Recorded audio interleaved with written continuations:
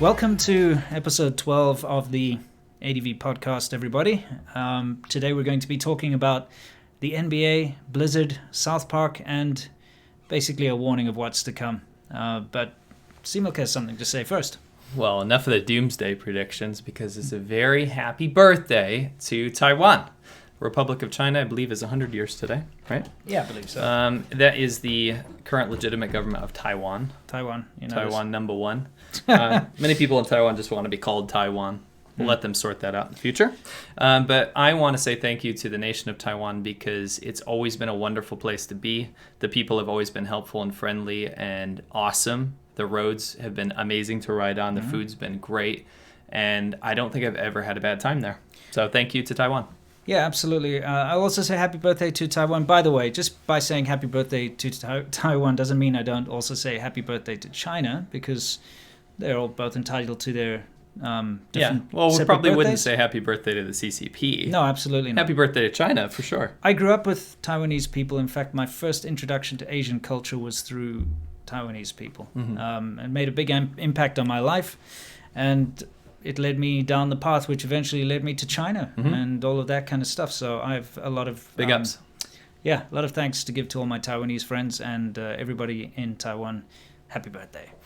So we're going to start with what's new, as usual. And what's new is a lot. We're going to have to go through a lot here. This is going to be a very content-crammed episode. So we're going to have to try to do our best to rip through it without waffling on too long. Yeah. But yeah, let's get started. So we're going to look at some videos here quickly. Shrink Ray. What's this? You know a lot about this. Why don't you talk about this? Well, I spoke about how Australia belongs to China. This was my last video. Pause it there. Yeah, can you pause it right there? Now, this happened actually during the 70th anniversary celebrations. The Box Hill police station in Victoria raised the Chinese flag and sang and played the Chinese national anthem. Now, please bear in mind that this is a police station, okay, in Australia. So a government entity. In Victoria, right? It's not like a small little place in the middle of nowhere or something like that.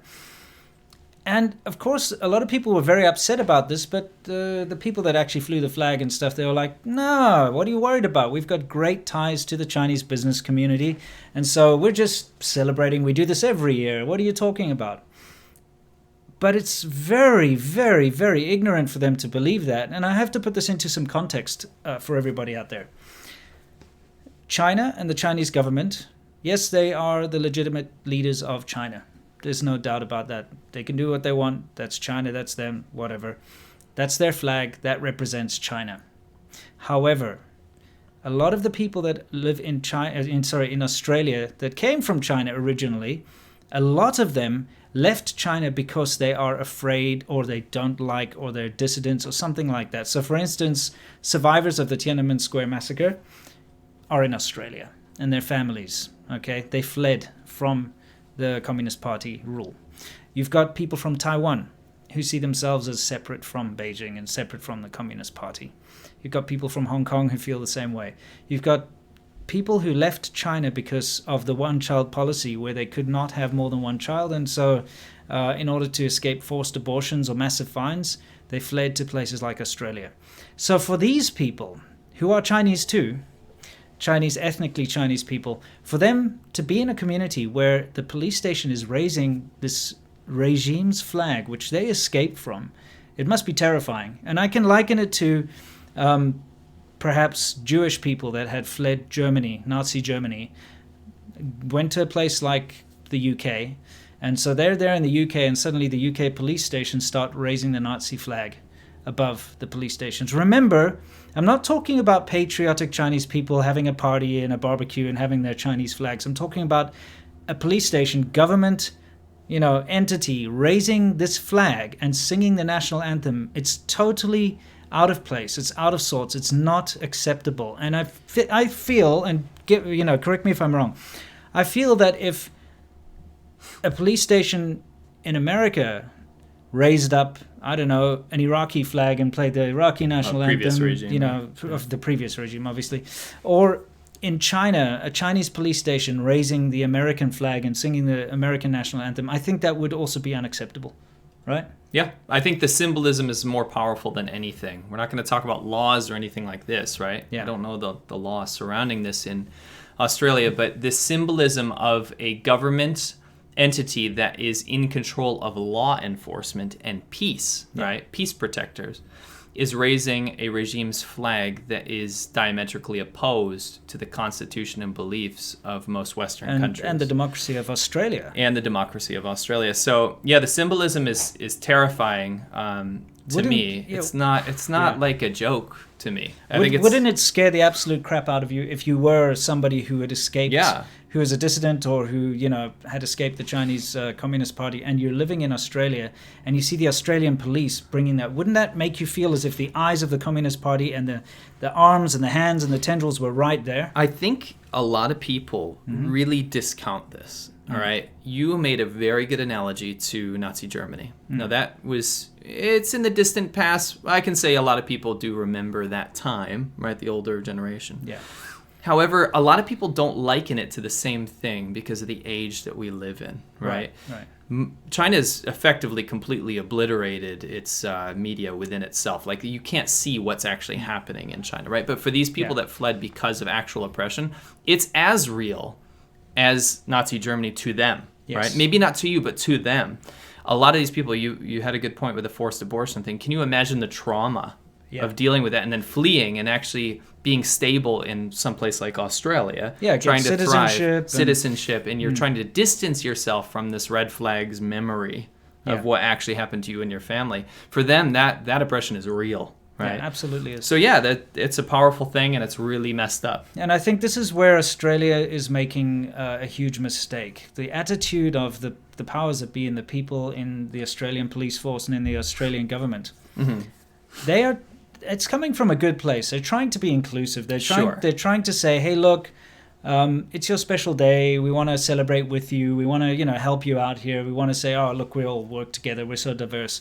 But they're ignorant. They are ignorant, and they're blind to the fact of what that flag represents. And that's the problem. And this is something I'll be talking about in my video tomorrow as well. I'd like to finish this last bit by saying that America, well, at least LA, pulled the polar opposite and pulled the ultimate troll move. Because on the 70th anniversary of the CCP, they literally strung up Taiwanese flags everywhere. All right. And it wasn't protested. That's interesting, yeah. So anyway, that's that. Let's move on to our next little bit of what's new. Can you roll the clip? It's rolling. It is. Sorry, we have like a 3-second delay. Yeah. So the next thing we're going to talk about is... Actually, it's related. This is in Canada, correct? Yeah, it's in Ottawa, the capital. Yeah, okay. Now, there's this car. If you can take a look, it actually has... Can you pause it right there? It has a Beijing license plate on. Now, I don't know what it is about these nationalists overseas. Oh, they're holding on. I don't know why you would move to another country and then put your country... It's like if I took an American license plate, went to China and stuck it on the front of my car. First of all, it's illegal. You can't do that. But I don't understand this. It's also like if I took a South African license plate, stuck it on my car in America. What's the point? Yeah. Okay. And he's got like a Jing A, which is a Beijing license plate, and it's probably got like some fancy number or something to make it sound as if he's like... Well, you know what they're doing is flexing not to the white people or the black people or Indian people of that community. They're only flexing to the Chinese people, right? Because that carries some weight. A Jing A plate, Beijing A, with some fancy number combination. For them, the it's overseas students... Plate. It might actually be his real plate. Could be his real plate he brought over. So imagine these other Chinese students, they're like, oh, that guy's worth something. That guy's super rich, he's, powerful. So it's probably what it's all about. He's flexing. But here he is in a fancy car, and let's set up the stage here. This is one of those pro-democracy, rallies that been going, been all over the place. So he drove past. You can play it now, and he's blaring the Chinese national anthem. There's no audio, but he's blaring the Chinese national anthem. He's got a Chinese flag draped all over his car, and he shouts to all the protesters, "Fuck you!" really, and then just drives through a red light. And as you can see, he got arrested, which is probably the best Schadenfreude, moment in. Correct me if I'm wrong. Didn't he say "F you" to a policeman? No, I think he was saying it to the crowd. To the crowd. Okay. Anyway, it turns out that this guy's now under investigation because his family ties. He was boasting about having 9.9 billion RMB or something like that. That's a lot of money. Okay, you can pause it on that if you don't mind. We've been seeing scenes like this all over the place whenever these protests come. This is, again, in Canada, where you've got the rich, we call them Fuardais. Can you tell people what a Fuardai is? Yeah, Fuardai is a second generation rich. So we always talk about the lost generation, these old people, right? Yeah. The people under Mao, they didn't have any education. That's kind of the excuse for the bad behavior. Then you have the kind of people that grew up in like kind of impoverished, right? Yeah. Then all of a sudden, a bunch of people in China got enormously wealthy, while the rest of the country kind of just sat in the same position. But that generation had single children, right? Yeah. So you have these single boys that literally have never had to do anything their entire life, given everything they want from mommy and daddy, because that's how Chinese culture works, Sure. even before they got rich, right? Yeah. And then all of a sudden you have Ferraris, Lamborghinis, they're going abroad, they're showing off, right? Yeah. And they have this really, really arrogant attitude about them. And you can see that in these photos. I've got to say, like you were saying, let's talk about that middle generation. I can say that my wife's family, that kind of thing, they were part of the very hardworking Chinese that put up with a lot of shit and then worked really hard to get somewhere, okay? One thing that people don't talk about China, and you see, this is so misrepresented because if you go to foreign countries, the Chinese people that you normally see in foreign countries are rich, or at least middle class or above, but they do not represent the majority of China. Of course not. The majority of China is poor. And obviously I'm not talking about like dirt poor, no shoes poor. I'm saying below what most people would consider to be, middle class and stuff. We're talking about people that can't afford to travel, people that can't afford a Ferrari. But when you go overseas, you see all these Ferraris and these Lamborghinis. I mean, we're talking about people that can't afford a car. Yeah, we're talking about people who can't afford a car, all right? That is the majority, but the majority of China lives in the rural areas or in like third, fourth, fifth tier cities.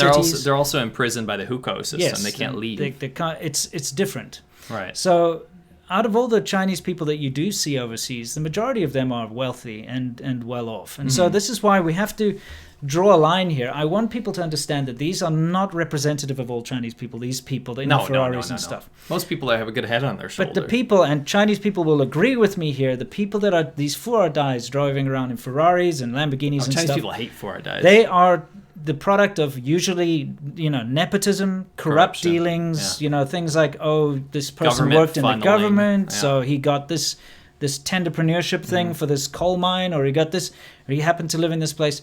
These are not people who have worked hard for their money. No. These are not people that deserve their money, at least from that point of view. My wife told me that the worst are called guan'erdais, and that's if you are the son or daughter of a military general. Right. They are the richest, right? Sure. And they're also the worst behaved because they get away with so much. Yeah, right? in China they do get away with murder. Literally murder. Yeah. And so you've got people like this now, and it's so ridiculous because we've got somebody showing off in an Italian car, living in Canada. Remember that Ford Mustang that was painted like the Chinese Yeah, exactly. flag? I mean, wish I had that photo on me. If he was in like a Hongqi or something, like a cherry. Yeah, or if he was in a Chinese car in China, then it would make more sense. You do see that. Yeah, sometimes you do. But the thing is, here we've got a rich dude with his LV bags and whatever else he might have. Slippers, Gucci slippers. Yeah, exactly. Driving a Ferrari with all this patriotic crap, blaring the national anthem, being incredibly vulgar, screaming obscenities to the pro-Hong Kong democracy That's people. the thing is the reaction. Usually what happens is these Hong Kong protesters are like, revolution of our times, free Hong Kong. Quite Singing peaceful, songs. singing songs. We went to one of those. Yes. Yeah. And the response is loud, vulgar, profanity, swearing, loud music, Chinese flags, FU, pushing people around, slapping cell phones out of their hands. Yeah. So just quickly, I want to go back to what you said about them misrepresenting Chinese people as a whole. Yes. You know where I found this to be most palpable was actually here. When I moved to Taiwan, my co-teachers, my friends in Taiwan were absolutely 100% convinced China was much richer than Taiwan. Like Chinese people were much richer than Taiwan. I was like, because I had lived in China before that. I was like, what are you guys talking about? Sure. Look around you, but they had never been. Yeah. So they see these rich tourists coming, buying all the luxury goods in Taiwan tax-free, and they're convinced that China's surpassed them in some way. Meanwhile, Taiwan is like 3 times per person richer than China. It's tough to talk about this kind of thing with Chinese people. Yeah. And I'll tell you why. It's because Chinese society is very insular.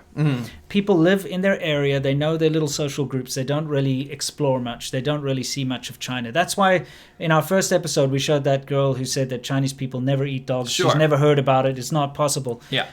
that's a result of that kind of thing. That's why if you For talk to somebody who's middle class, who's grown up in the city or something, and you tell them, hey, listen, there are poor people in China, they'll say, you're talking crap, you're CIA. Your country's poor. Something like that. That's because they never actually venture out into the countryside unless they're going to tourist destinations. And if you go to a tourist destination, it's all set up for tourists. It looks like there's money there. The people that work there are earning money.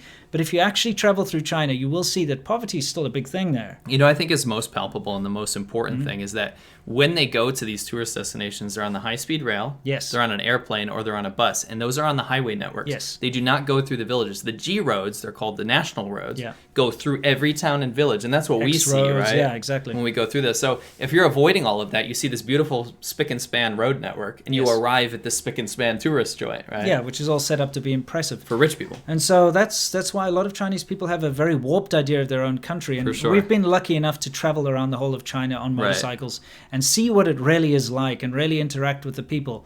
And so that's why it's quite shocking for a lot of Chinese people who've just been constantly fed this propaganda. For sure. And those are the people you meet, though. These amazing nations. Anyway, we're getting off track here. The whole point is, we just wanted to say that these Furodais, these rich Lamborghini guys with their flags and stuff, are just assholes. Okay, and they do not represent Chinese people. Real, proper, salt-of-the-earth Chinese people are way better than those. Furodai asshole. Yeah, asshole. Anyway, let's continue. Some good news for once. Yeah. The some more Taiwan news. No, the Lennon walls, and this has been a Pause thing. it here. Yeah, if you can just pause it. Lennon walls, if you don't know what they are, is basically, I encountered this in 2014 for the first time when I went to look at the sort of pro-democracy stuff that was going on. Post-it notes mainly, people writing down little messages of support, like, we're with you guys. Be like water, freedom is Dio. this Keep and that. Keep it up. Yeah, it's always positive messages. It's very seldom do I see anything like horrible and hateful on it, but you do get that too. But it's all about messages of support, and everyone sticks their different support message on a bulletin board or on a big piece of card or on a wall or whatever. So these things have been cropping up, and they're kind of synonymous with the pro-democracy movement of Hong Kong. So everywhere you've got a pro-democracy gathering, you'll have a Lennon wall.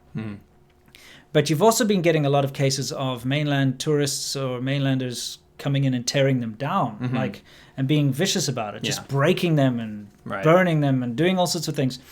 And while that's normally acceptable within the borders of mainland China, you can't actually set up Lennon walls in China, so they can't do it. So what they're doing is if they're a tourist, if they're a tourist in Hong Kong or America or wherever they are, Taiwan, Canada, Australia, they vandalize them. But at the same time, up until now anyway, this vandalism has kind of gone unchecked. The cops might turn up and disperse it or something like that. But this is the first time in Taiwan someone was actually deported for vandalizing a Lennon wall. And the story behind it is a university had set this up as a space for people to. It was condoned. It was there's proper permission. It's not like some random thing. And they had their Lennon wall. And a mainland tourist who was there on holiday, apparently he said he just saw it and reacted, but he knew exactly where it was. He walked directly, and he had a female accomplice with him. They walked up there, and he just tore it all down. It was all filmed, and the guy was actually deported and banned from re-entering for 5 years or something. Something like that. He won't be punished in China, obviously. No, of course not. But I'm glad to see, because at the end of the day, if you don't agree with someone else's message, you shouldn't be violent and go and break their shit. No. It's just not correct. And don't you find it ironic that the protests have been fair? I say fairly, but especially abroad, pro Hong Kong protests have been fairly peaceful. Yes. And quite civilized. And the counter protests, most of them have been awful. Yeah, very bad. Very rude. Yeah, it's difficult to say right now what's going on in Hong Kong. Violence is ramping up on both sides. So, I don't want to speak too succinctly about that, but when it comes to abroad, because we went to one the other day, we witnessed it, we filmed it, which we'll be including that at some point. It's incredibly peaceful. It's always well organized. It's always very nice, like singing songs and voicing support. And it's usually, like you said, it's the anti-pro-democracy guys that are vulgar and violent. I found it, we'll talk about this later, but I found it very unnerving that there were people, mainlanders, I'm assuming, walking around just taking pictures and video of everyone in the protests. we're not in China. No. You know what I mean? But we'll get into that. Yeah, that's part of the whole sort of intimidation tactics. Anyway, let's move on to what else is new. So, good news that... That's a Lennon wall, by the way. Yeah, that's a Lennon wall right there. It's coming. Okay, so our next thing in what's new is... pause that. Pause it right there. Yeah, that's fine. So this is some tear gas. Makes it teary. Apparently, it's very, very potent stuff, right? But the riot police use it against the protesters. They've been using it in, I think it's a world record for how much tear gas has ever been used in a specific place during a specific time. But the issue is they've passed a law saying that Hong Kong protesters cannot now wear masks, right? Yeah. Number one, Hong Kong people wear masks all the time. Yeah, it's like surgical masks. It's a way to stop the spread of germs and viruses. It's also a fashion statement. It's a fashion statement. And I've been told many times that it's also a way that if like a woman doesn't want to put on makeup, she just wears that instead. That makes a whole lot of sense. You know, because it's easier. And also like if you've got bad teeth or something. Sure. That's actually a pretty good idea. No, seriously, it's a thing. Speaking of tear gas, South Africa, tear gas is used a lot because there's a lot of riots there. Okay, so when I grew up, the tear gas was kind of accessible. You every once in a while, like a friend would bring a tear gas grenade to school. No joke. Really? Because their uncle's in the police or something. Interesting. And I let off a tear gas thingy in my math class once. What? Yeah. No, seriously, because the guy had bought it. Like I said, his uncle was in the police, and he bought like a little tear gas grenade type thing. Right. And he was passing it around under the tables, and I was like, "Oh, this is interesting." And I actually let it off, and the whole school had to be evacuated and stuff. That's terrible.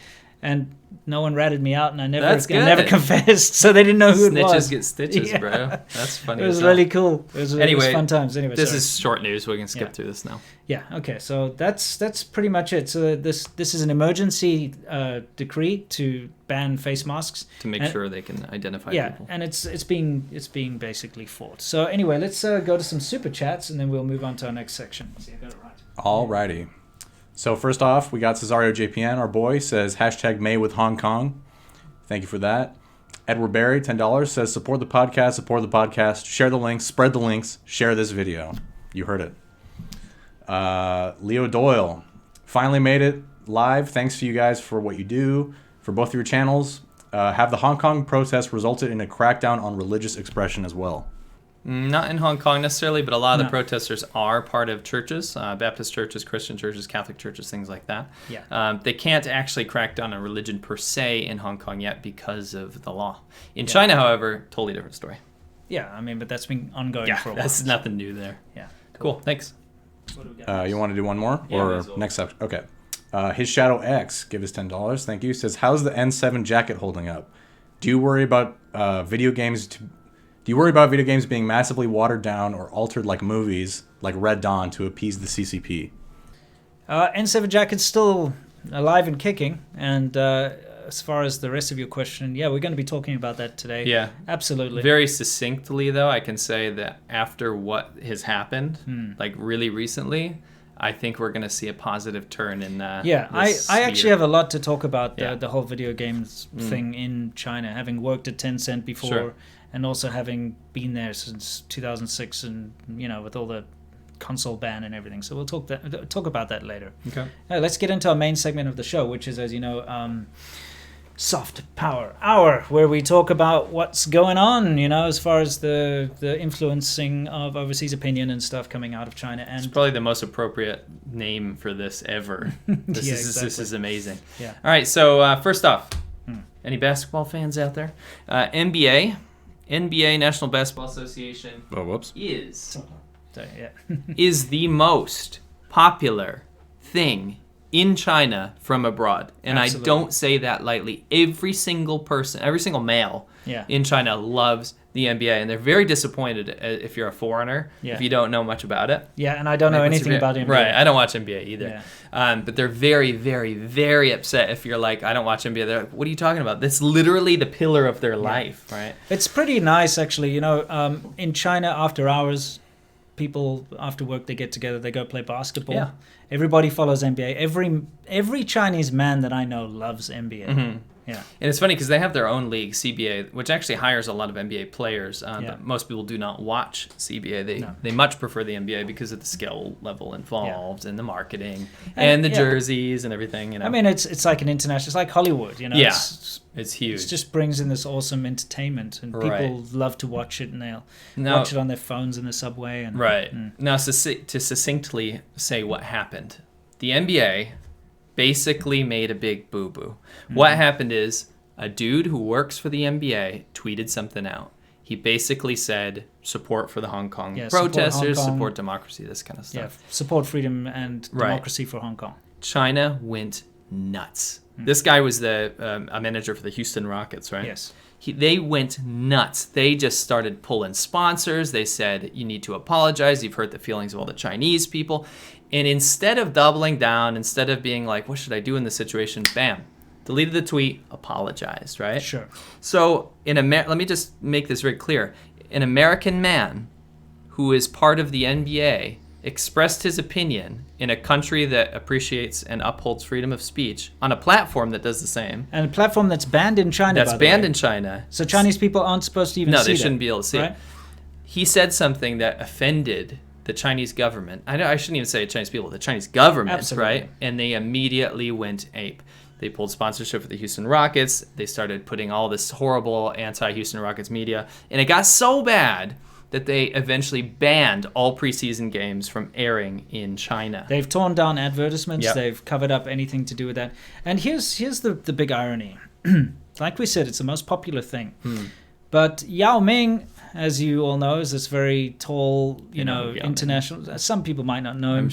It's in the chat, say if you don't know Yao Ming. No, Yao Ming is the most famous basketball player from China. I talk about him in my video, which will be dropping tomorrow. But he is an international superstar. All right? And he was given this platform through the NBA because the Houston Rockets, in fact, that same team, is who he played for. Ironically. Yes. And so Yao Ming is a Chinese superhero. He really is. Yeah. Okay? And everybody respects him, and they respect the Houston Rockets, and they respect everything. But you see how quickly on a dime, all the Chinese government needs to do is say they are Chifu woman, Tamama woman. Torture us. They're abuse us. Yeah, basically they hurt the feelings of the Chinese people, and all of a sudden everyone hates the Houston Rockets. Everybody hates the NBA. At least they pretend to hate it. Of course, they don't really hate it, but they have to. But this is the biggest thing that China has, is this outrage culture. It's weaponizing its citizens through outrage culture, and that way they can control any narrative they want. If they can get the public to start hating on any particular thing, they can turn it on any company, Microsoft, Apple, Google, whatever. Anyone invested. Yeah. Then, everyone always backs down, because all of a sudden you have this harsh, massive mob of opinion against your company or against you. And it's very effective at shutting people up. I think there's two issues with this. Number one, China is absolutely 100% foolish if they think that deleting this tweet is going to be a good idea. Yeah. Because what's going to happen, and what's happening right now, is everyone in the free-thinking world is going apeshit. They're going apeshit right now. They're like, how could you do such a bad thing? This is completely against our moral principles, right, of free speech. So it's going to bite them in the ass, because if you think for a second, Chinese government, that Chinese people are going to stop watching NBA, you're absolutely insane. What they're going to do is piss off all these Westerners who are now going to wear Free Hong Kong t-shirts. They're going to protest at the games. Yeah. There's going to be massive uproar, and those streams will still get broadcast in China illegally. Yeah, right? We have some evidence of this. Number two, the second big thing about this is that we are now in an era where people are finally starting to see the influence that China has on everyday life. Because for 90% of people in this world, they can go through and read some news headlines and be like, oh, China must suck to be in China, or something like that, right? But now they're seeing how China is creeping in, like we say, soft power, right? Creeping into their everyday things. When it touches politics, a lot of people are going to ignore it. When it touches basketball and TV and Hollywood and all this stuff that's really coming to the surface right now, people are starting to care, and it's going to blow up in their face. Absolutely. People like you and me who live in China and who lived in China for such a long time. Right. We do have to suffer the inconveniences of this kind of thing that goes on. The fact that they banned everything on the internet. Sure. The fact that your phone can't work. But most the people fact don't that- see it. No, of course, it doesn't affect most people out there. Right. But now it's starting to affect people in America. Let's play that little clip that's behind us, and we'll explain what's happening there. And we'll keep talking. This as is it the goes second on. instance. Maybe you can talk about what happened in the first one. Well, the first one I don't want to talk to. I'm going to talk about it, but Okay. what I'm going to say is a couple were ejected from a game in Philadelphia yeah. because it was the Guangzhou Long. It was an Dragons. American team Yeah. playing a Chinese Yeah, team. Chinese team, and they bought some free Hong Kong signs in there. So they were holding up their signs, and then their signs got confiscated, and then they were shouting "Free Hong Kong," and they got kicked out. Right. Now, maybe they got kicked out because they were obnoxious. Sure. I'm not going to put that Sure. aside, because if I'm watching a game, I don't want some idiot shouting political slogans behind me. I'd also get pissed off. It doesn't matter who you know. Sure, you're there. Doesn't to watch matter the what you're basketball, saying. If for you're sure. like Greenpeace or something, Right. I'd be like, get these activists out of here. They're Right. pissing me off. Do it outside. So I mean, they were kicked out, and whether it was because of the NBA trying their best to kowtow to Beijing or not, it's hard to say. So in that case, I can't say 100% that was the reason. And that's why we included this Yes. clip. Because you can play it. It goes on forever. What's going on in the background is these guys, you can see how nervous he is. He's Yeah, shaking like a shaking. leaf, like a Polaroid picture. Yeah. Basically, they weren't shouting anything. They weren't doing anything. Wearing free Hong Kong shirts and holding a sign saying Google Uyghur. Okay. Yeah, that's like as inoffensive as you can get. Yeah. Now, Uyghurs are the Muslim minority in China. There's millions of them. And those are the ones that you keep hearing about in Concentration Xinjiang and the camps concentration camps, bulldozing graves, breaking up families, horrible oppression. Now, you can just leave it You on can that. just- It's fine. yeah. The problem is these guys brought in this because they were trying to bring awareness to it. And I do think that the whole Uyghur situation is sorely underreported on because of how little information can get out. Yeah. So the trickles that we get don't get massive media attention like the Hong Kong protests do. Sure. They have huge transparency of media, right? Yeah, because you got people filming and putting this stuff out. Yeah. So props to these guys for trying to bring this issue up. Now, they were ejected from this game, and there is no evidence from what I've read and seen that they were actually causing a ruckus. Yeah. They're trying to get some camera time, basically, right, to spread the issue. And this looks scarily politically motivated, and I don't like that. Yeah, because it's not vulgar, No. what they were saying, what they had on the sign. They're not interrupting anyone, Right. They're standing there with their sign. And that just shows that the NBA right now is reeling from this whole scandal. You see, I don't think the NBA realized that this would happen to them because of the vast popularity. And this is why you have to understand that nobody can stand untouched when they're dealing with China. Mm-hmm. The most popular sport in China, the most widely watched sport that's everywhere. When you are in China, you see the billboards, see the Nike adverts, you see the everything to do with the NBA, and you see it's such a big part of their culture. But one dude puts a little tweet out that the Chinese government doesn't like, and they destroy overnight all relationships, all investments, Every all- sponsor, every sing- CCTV, yeah. Vivo, They've Anta. all cut ties, and it was over a tweet. So now the NBA is like, oh my God, we better make sure nobody says anything that the Chinese government's not going to like. We need to win that market back. We have to get it back. So that's why we think they're ejecting these people from the games. And it's shameful because if you're going to have a country that's going to treat you like that just because of one tiny little mistake, you can call it a mistake or you can call it an opinion, you can call it whatever you want, but because of one little incident like that, and it's innocuous, it's not anything, they weren't vulgar, they didn't attack anyone, they didn't do Nope. anything like that, but they are now at the receiving end of attacks, and you've got people actually tweeting out, because here's the thing, after the manager tweeted out that whole thing, I think the NBA or somebody released a statement saying that he's just expressing his right to freedom of speech. Okay? So what was the response to that? The response to that was, well, we have freedom of speech too, ironically. So Chinese netizens gathered in droves and then started posting pictures of 9/11, Yeah. saying that we have freedom of speech, so we support the terrorists that committed 9/11 now, Yeah. thinking that that was going to make people really, really angry and retaliation. Absolute insanity over a Insanity. basketball tweet from America. Yes. Right? Has nothing to do with your country, China. Yeah. It's the NBA Yeah. in yeah. America. Yeah. Right?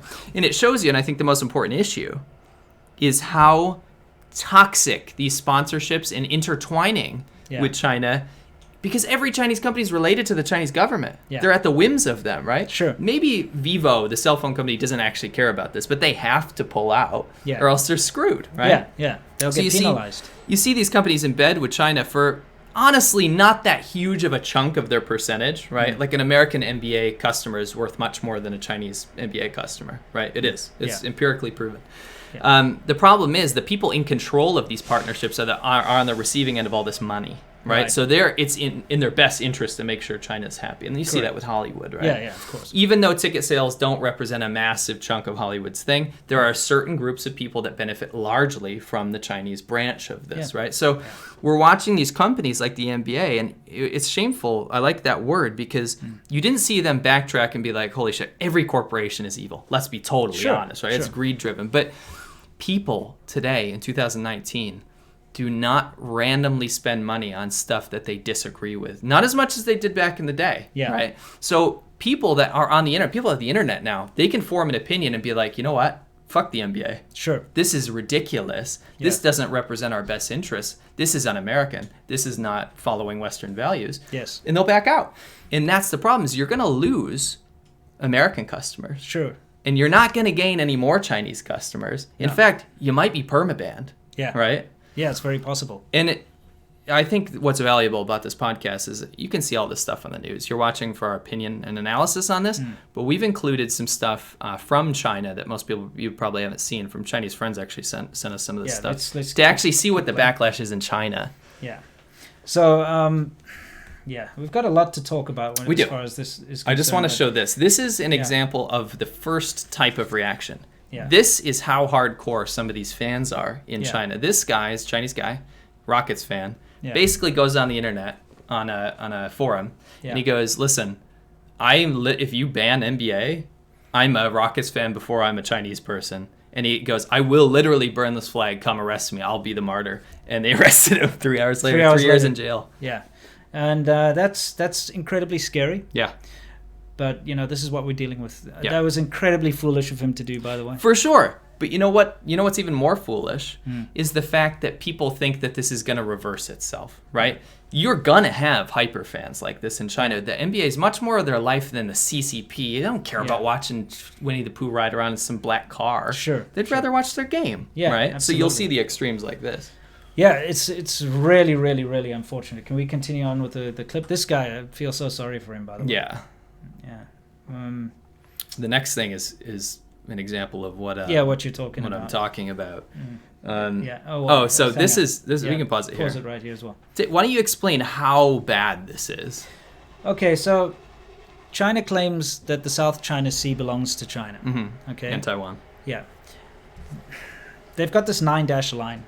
And it's based on some ancient map that suddenly surfaced a couple of years ago. Seriously. It's always convenient. The thing is, in that area, you've got Vietnam, you've got... miles off the coast of all these countries. Exactly. Philippines. You've got a lot of different countries that claim parts of that ocean are theirs. Brunei. Yeah. One day China came along and said, you know what, actually that's all ours. Now remember, China didn't really care about that stuff while it was impoverished and going through all its stuff. They didn't even know it existed. No one in China ever talked about the South China Sea when I got to China. It was never a thing. It's just when it suddenly became politically advantageous, the government made a big thing out of it and made it, this is like, Yidian Doubu Shao, this belongs to us. All of this this is ours. And if anyone says that's not ours, they're attacking China and they're anti-China. Meanwhile, you've got countries that have been fishing there and it's been part of their sort of sovereign territory. It's international waters according to international law. Yes. And they've been doing this for, years and years, hundreds of years or whatever. And China comes along and one day says, no, that's ours. Look, you see this old map it's drawn around? That belongs to us. So you've had massive backlash. Companies that print a Chinese flag on a T-shirt that don't include those lines have been subject to exactly what the NBA is subject to now. What was it, Uniqlo or something? Gap. They put out a Chinese flag, which is a nice fashion item, but they forgot to include those little lines. Chinese map, yeah. And so they basically... They forgot Taiwan, I believe. Yeah. The reason this is important, Yeah. you'll get back into that, but like the gap, Yeah. basically what happens is they'll screw up and piss China off because they didn't put Taiwan or the 9-dash line in there. But what they do in return, it's already offensive that they apologize and remove it. But what they do is they just avoid any memorabilia or stuff that has a Chinese map on it in the future. Sure. What did they do? Oh, well, the NBA comes along and uses And that. ESPN, by the way. And ESPN. Basically, this is kowtowing. This is like, oh, we're so sorry. Look, we're going to show everybody that we believe that this all belongs to you. That How childish is it's this? like, it's ridiculous. It's like, please let us back in. We're going to say that you own everything. Everything belongs to you type thing. And they put it up on their show, and there it is. It's all shameful. This is a Western display of the 9-dash line. Yes. And deleting Which, by Taiwan the way, identity. is completely disputed by international law. Right. That's why you always get these American Navy exercises there. I know they're just stirring a hornet's nest. They do it on purpose. They're like, let's rub salt in the wound or whatever. Right. I know. I mean, you can criticize the U.S. for doing that, but you could also not criticize them because it's international waters, and it has been since forever. Since ancient times. Yeah, since ancient times. But now suddenly it belongs to China, and if you go there with your fishing boat or something, you're, challenging the sovereignty of China or something. So this is just showing you how bad it is, how badly the NBA is capitulating. Anyway, I was going to chime in and just say that it's ridiculous for two reasons. One, because there's been so many periods of time when China has like split apart, had civil wars, been conquered by some outside force. And on top of that, the CCP actively tried to like destroy their own culture from the previous regime, the Qing dynasty, like getting rid of all of that. And yet now they come back when it's convenient and say, oh, here's a map from like the Tang dynasty that says one time in like 800 AD we had this territory. It's just totally like absurd. Yeah, anyway, let's continue on with the clip here, and let's see what's coming up. I think it's that okay. Can you pause it there, this Nanghua thing? You can explain. Yeah, so a friend of mine, he's a Chinese guy, big NBA fan. He's pretty smart. He's not like a super nationalist or anything, but he wanted to share this with me.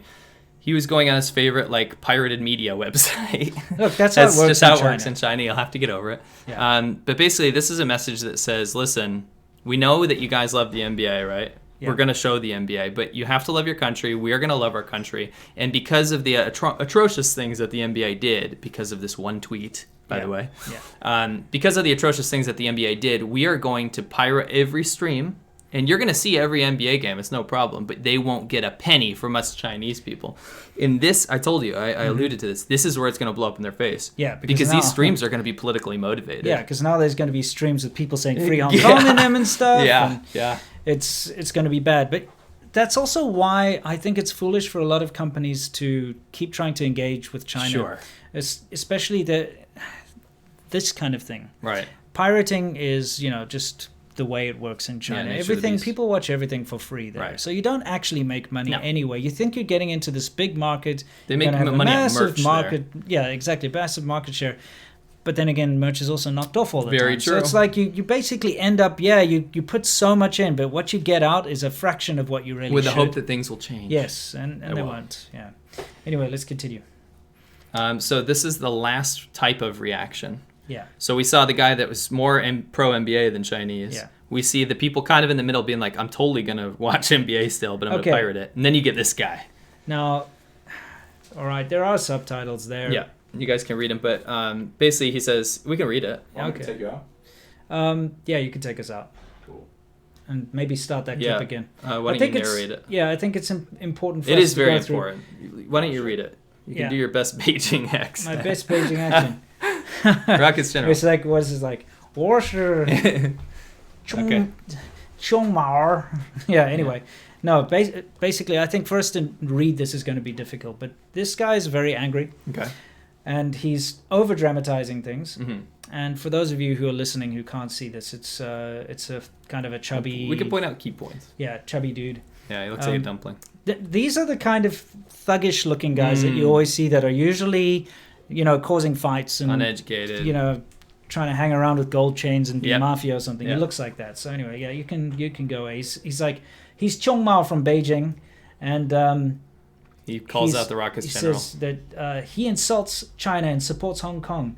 And let's see. Our consulate issued a statement to the Rockets. Yeah.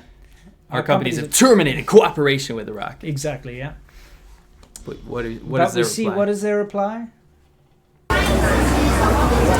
Discussing whether to fire Mori. So now they're demanding that they fire him. He posted a non-remarkable statement on the website instead of an apology. Can you just pause it here? Pause it here. Because he did issue an apology. He did. Okay, but now they're like, that's not good enough. What he means is that I don't apologize. I support Hong Kong independence. Now wait, if you could freeze frame that and print this guy's picture with that text underneath. Dude, he's screwed. Bro, Yeah. little Chung Mao, you're absolutely screwed. You support Hong Kong independence in Beijing? Oh, wow. Anyway, oh yeah. my God, don't let this leak. Don't let this podcast get out. Yeah, let's continue. So then he says, ha ha ha.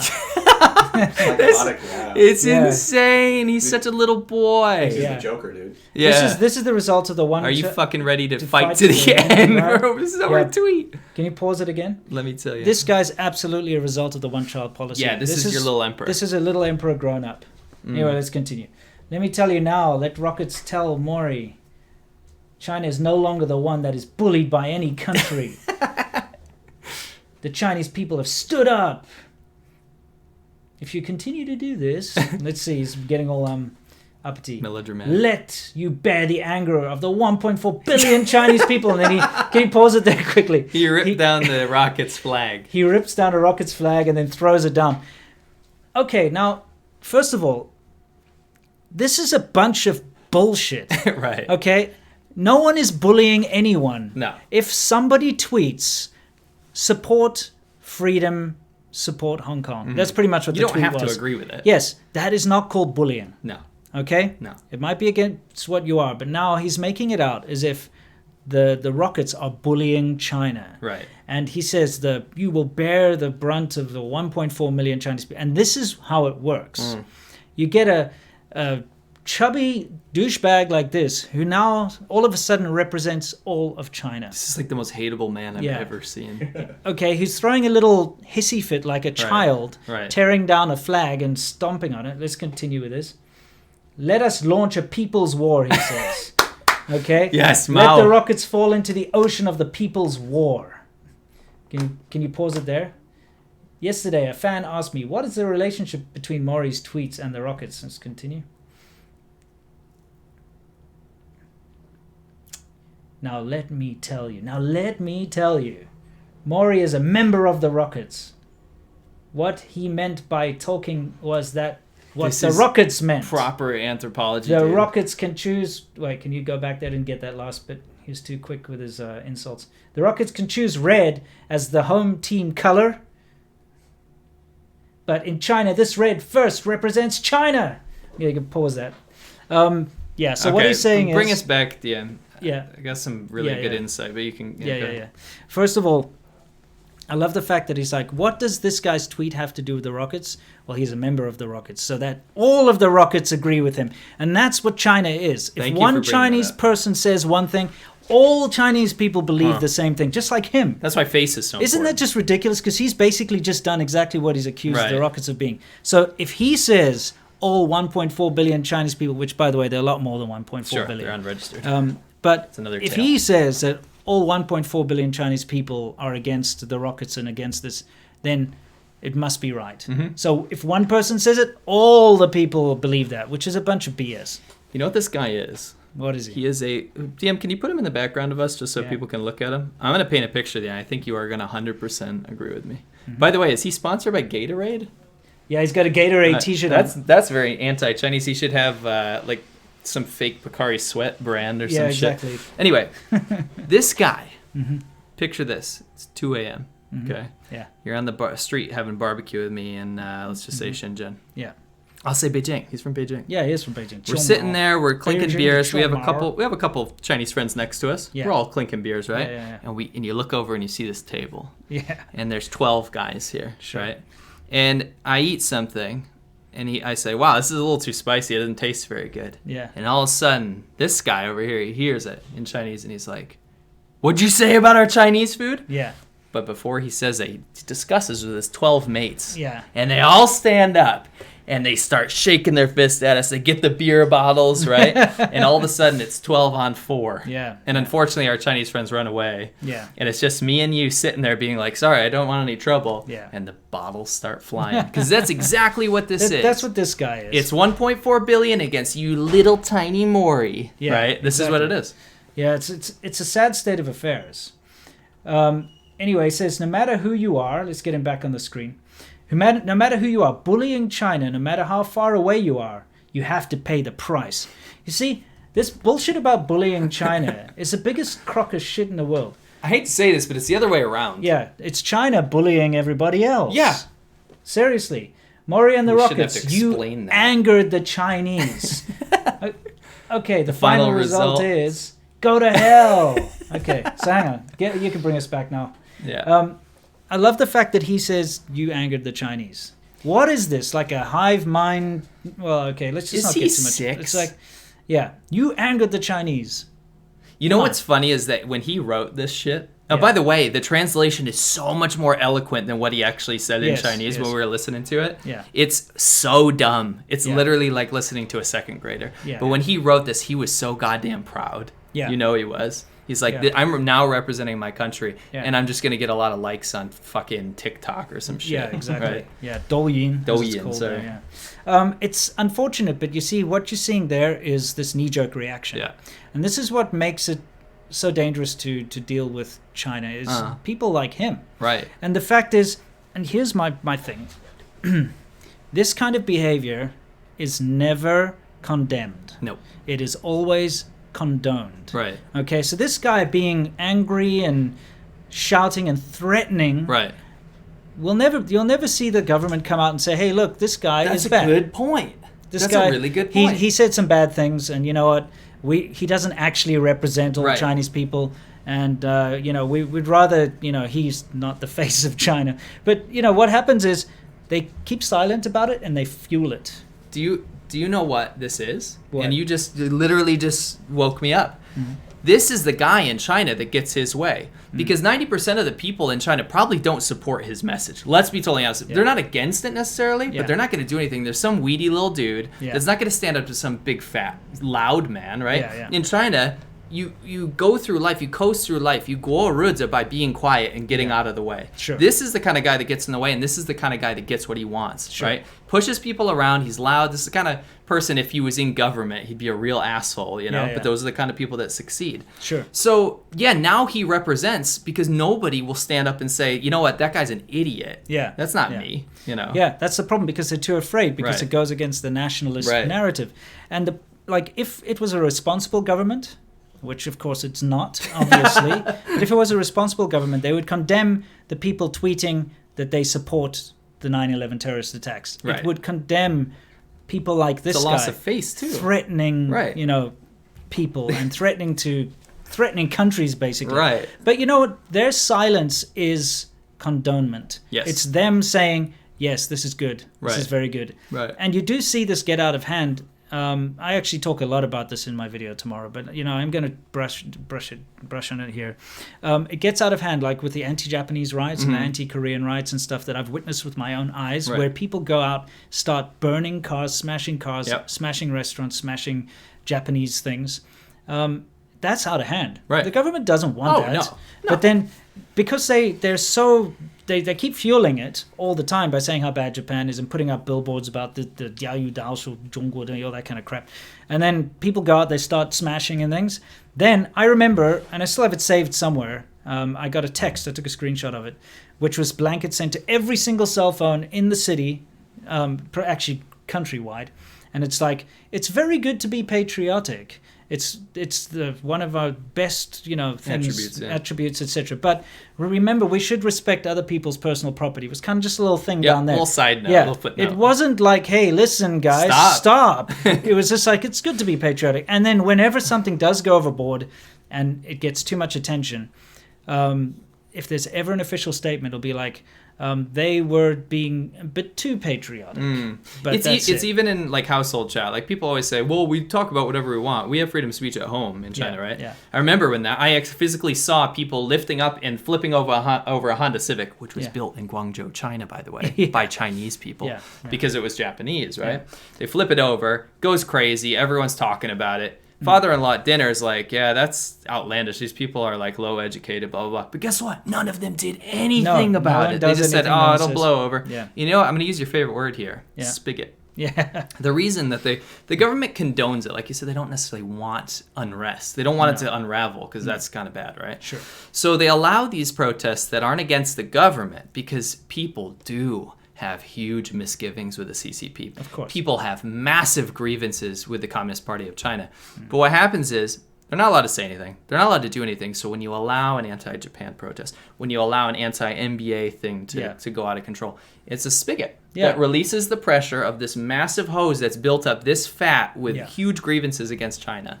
Yeah. And then it releases and everyone's like, you know what? That's not our problem. That's everyone else's fault. Right? Sure. So that's what we're looking at. Absolutely. Anyway, let us... it's a big topic today. It is a big topic. Now, we're not done yet because let's continue with our little thing. What we see in the background here is Blitzchung. Okay. I don't know much about Hearthstone. Is that kind of like a card game? Okay, it's a card game. All right. That's right. Now I know what it is. You know what it is. Yeah. You can pause it there. We all know Blizzard. I think if anyone's into gaming, they'll actually all know. Go back to the picture. Pause it on the picture. Yeah, the picture of the Probably dude. important. Go ahead. Yeah. Sorry. We all know Blizzard.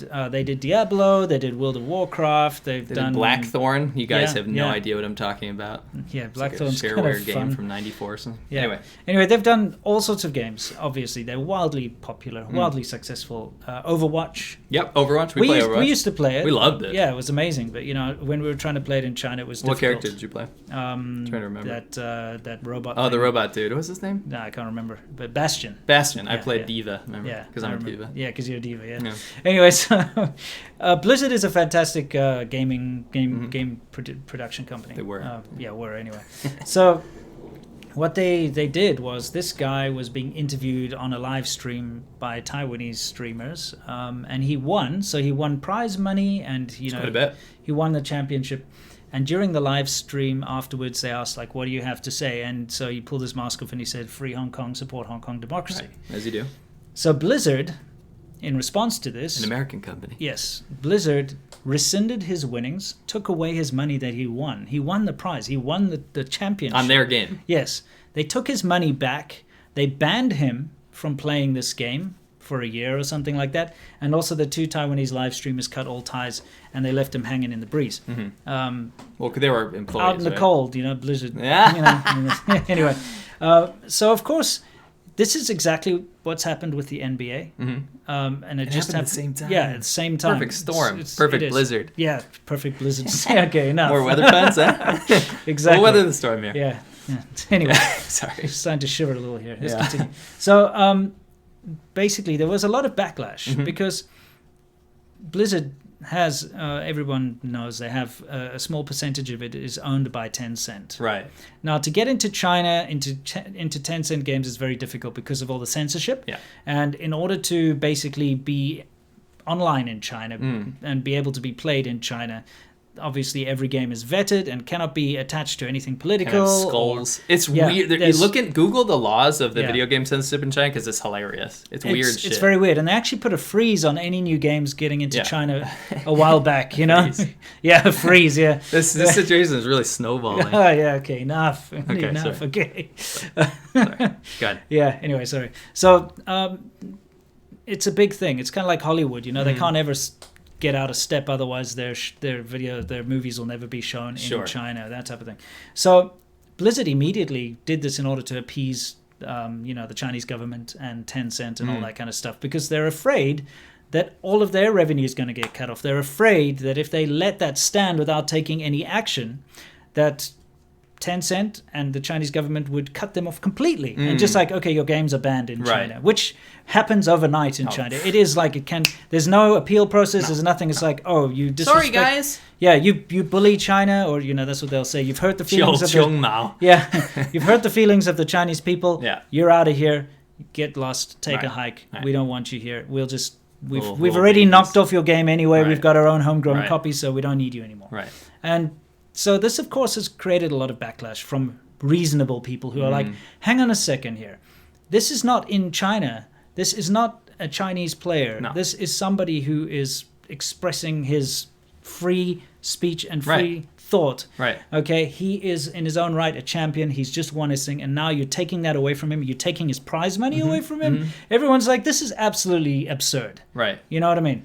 I just don't want to believe that the NBA and Blizzard Can be that mentally challenged to actually think that rescinding all this stuff, taking away all this stuff and reacting so quickly to this is going to be good for them in the long run. It's foolish, because what you have here is a demographic of gamers. Yes. The demographic of gamers, they're typically tech savvy. Yes. They know what's going on in the world. Yeah. They play with international players from China and from everywhere. They kind of have their finger on the pulse. Yeah, right? I know what's happening. They're gonna leave.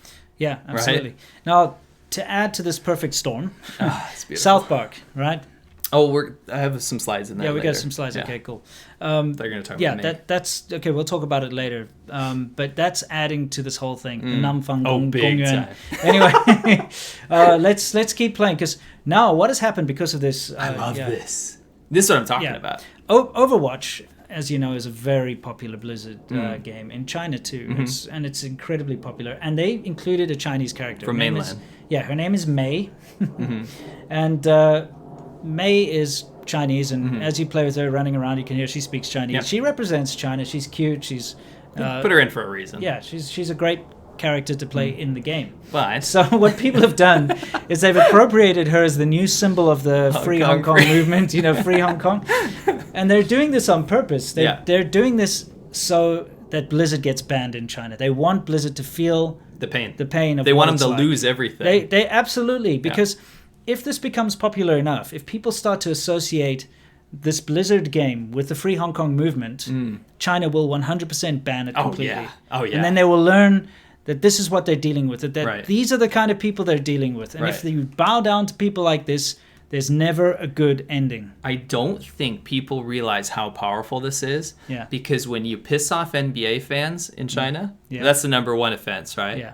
Then you piss off the gamers in China? Yeah. Oh my God, that's the two biggest hobbies in China, right? Yeah. Most people probably won't stand up, but it will certainly open some eyes. Yes, right? never mind pissing off them in Right. China, pissing off NBA fans in the West. That's by- a whole. That's by a bigger not thing. allowing them to hold their signs, by not allowing them to express Right. what they feel, ejecting them from Right. the games in their own American cities and stuff, and by pissing off Blizzard Right. players, international. Because let's be honest, this news about this guy saying Free Hong Kong is not available in China anyway. No. one in China can see No. that. Okay, no one in China can see any of this stuff. So it's pretty much all external. And it's the people that are outside that are finally waking up to see, hang on a second, it's okay if China is doing all this stuff internally, but when it starts to affect my life in my country, Now I care. and it starts to affect the companies that I care about. I used to have respect for the NBA, Sure. and now I see that they will sell out their morals. Well, I think it goes further. Like, people will look at Blizzard and NBA as like the pinnacles of this shit thing that's happening, but they're gonna realize that it's happening to every company. Yeah. Right. This anyone with ties to China has to deal with this shit. Absolutely. It's opening everyone's mind to this. I mean, okay, Apple. Let's talk about Apple for a minute. Jesus. Okay, so there's always been a thing about Apple. Apple is wildly successful in China. Okay, no matter how often they have a freak out and people smash their iPhones in protest of America, which has happened numerous times while I've been in China. They're doing a little Smash the exercise in iPhone. the South China Sea. Let's smash our iPhones. Let's smash our iPads. It's always the thing. And then like a month later, everyone has to go buy new iPhones and new iPads, which is kind of ridiculous. But of course, the iPhones are made in China Yeah. by They Foxconn. employ everyone. I actually I went to the factory to Right. train some of their staff in English a long time ago. Smart people, awesome. We all know the products are good. They're made there. Okay. And everybody queues for these iPhones. They're one of the most smuggled things over the borders because it's like currency. iPhones. Whenever a guy has a mistress, that's the first thing he buys her is an iPhone, the latest iPhone. Multiple iPhones. If somebody wants to win a girl's heart, what do? Buy 100 iPhones. iPhones So is like a weird. China thing. Yeah. It's kind of ridiculous. Anyway, quite early on when Google was banned, I remember having an Android phone in China was a pain in the ass. I mean, it is. You can't actually operate unless it's a China homegrown one that's got its own kind of still. Yeah, but you can't use Google Maps or Google Translate. No. And for anyone who's about to say you can use Google Translate, yes, if you go to their like weird website or whatever, you can't use the app. Okay, it's not useful. You can't use Gmail, you can't use the Google Play Store, everything's blocked and all that. But Apple, on the other hand, the iPhone, it always works in China. Apple Maps works. The Apple Store works.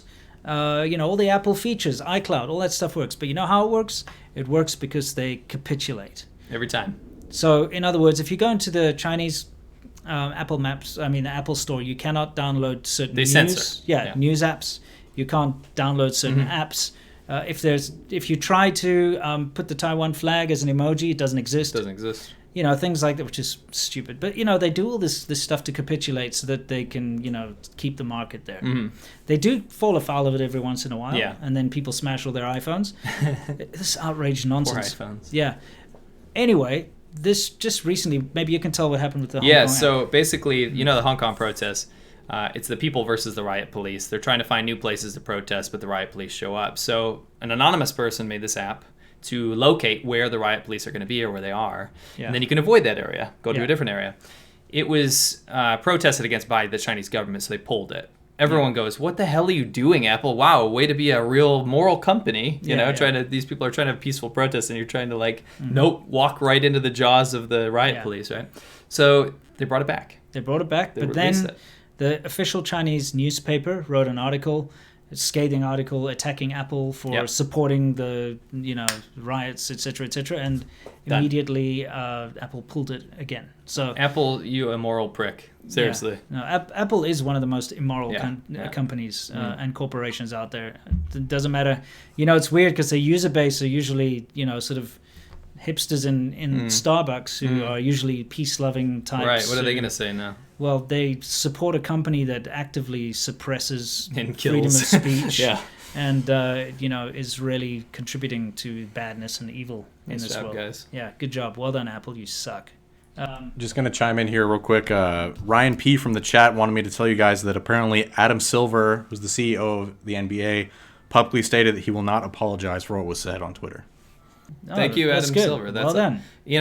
I don't want to congratulate him yet until I read more about this. You know why? Because now he's going to be like, wait a minute, they're just going to ban us anyway. Okay, now, American people, by the way. Yeah, look, the damage is done. Yeah. And I feel like in order for them to gain back the market share that they had, they're going to have to do some serious groveling, a lot of capitulation. They'll be like, we're going to give you free games and we'll build you 10 free stadiums or something. Right.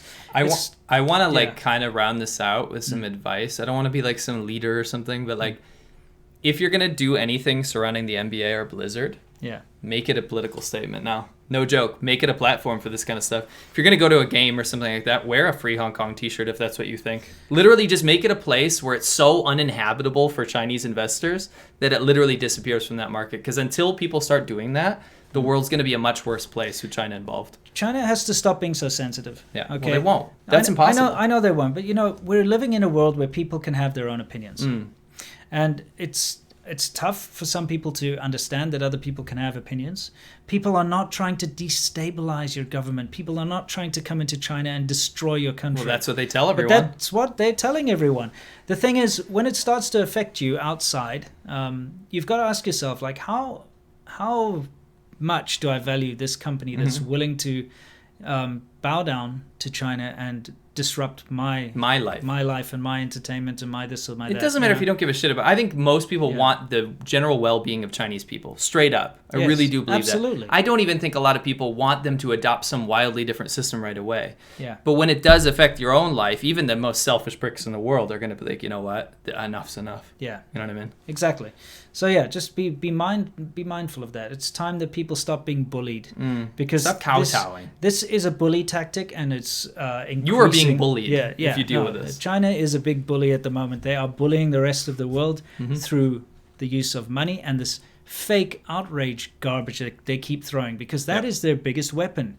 They mobilize these vulgar, disgusting netizens who go out there and insensitively attack people, dox people, harass people. I mean, we know because this happens to us all the time. sure.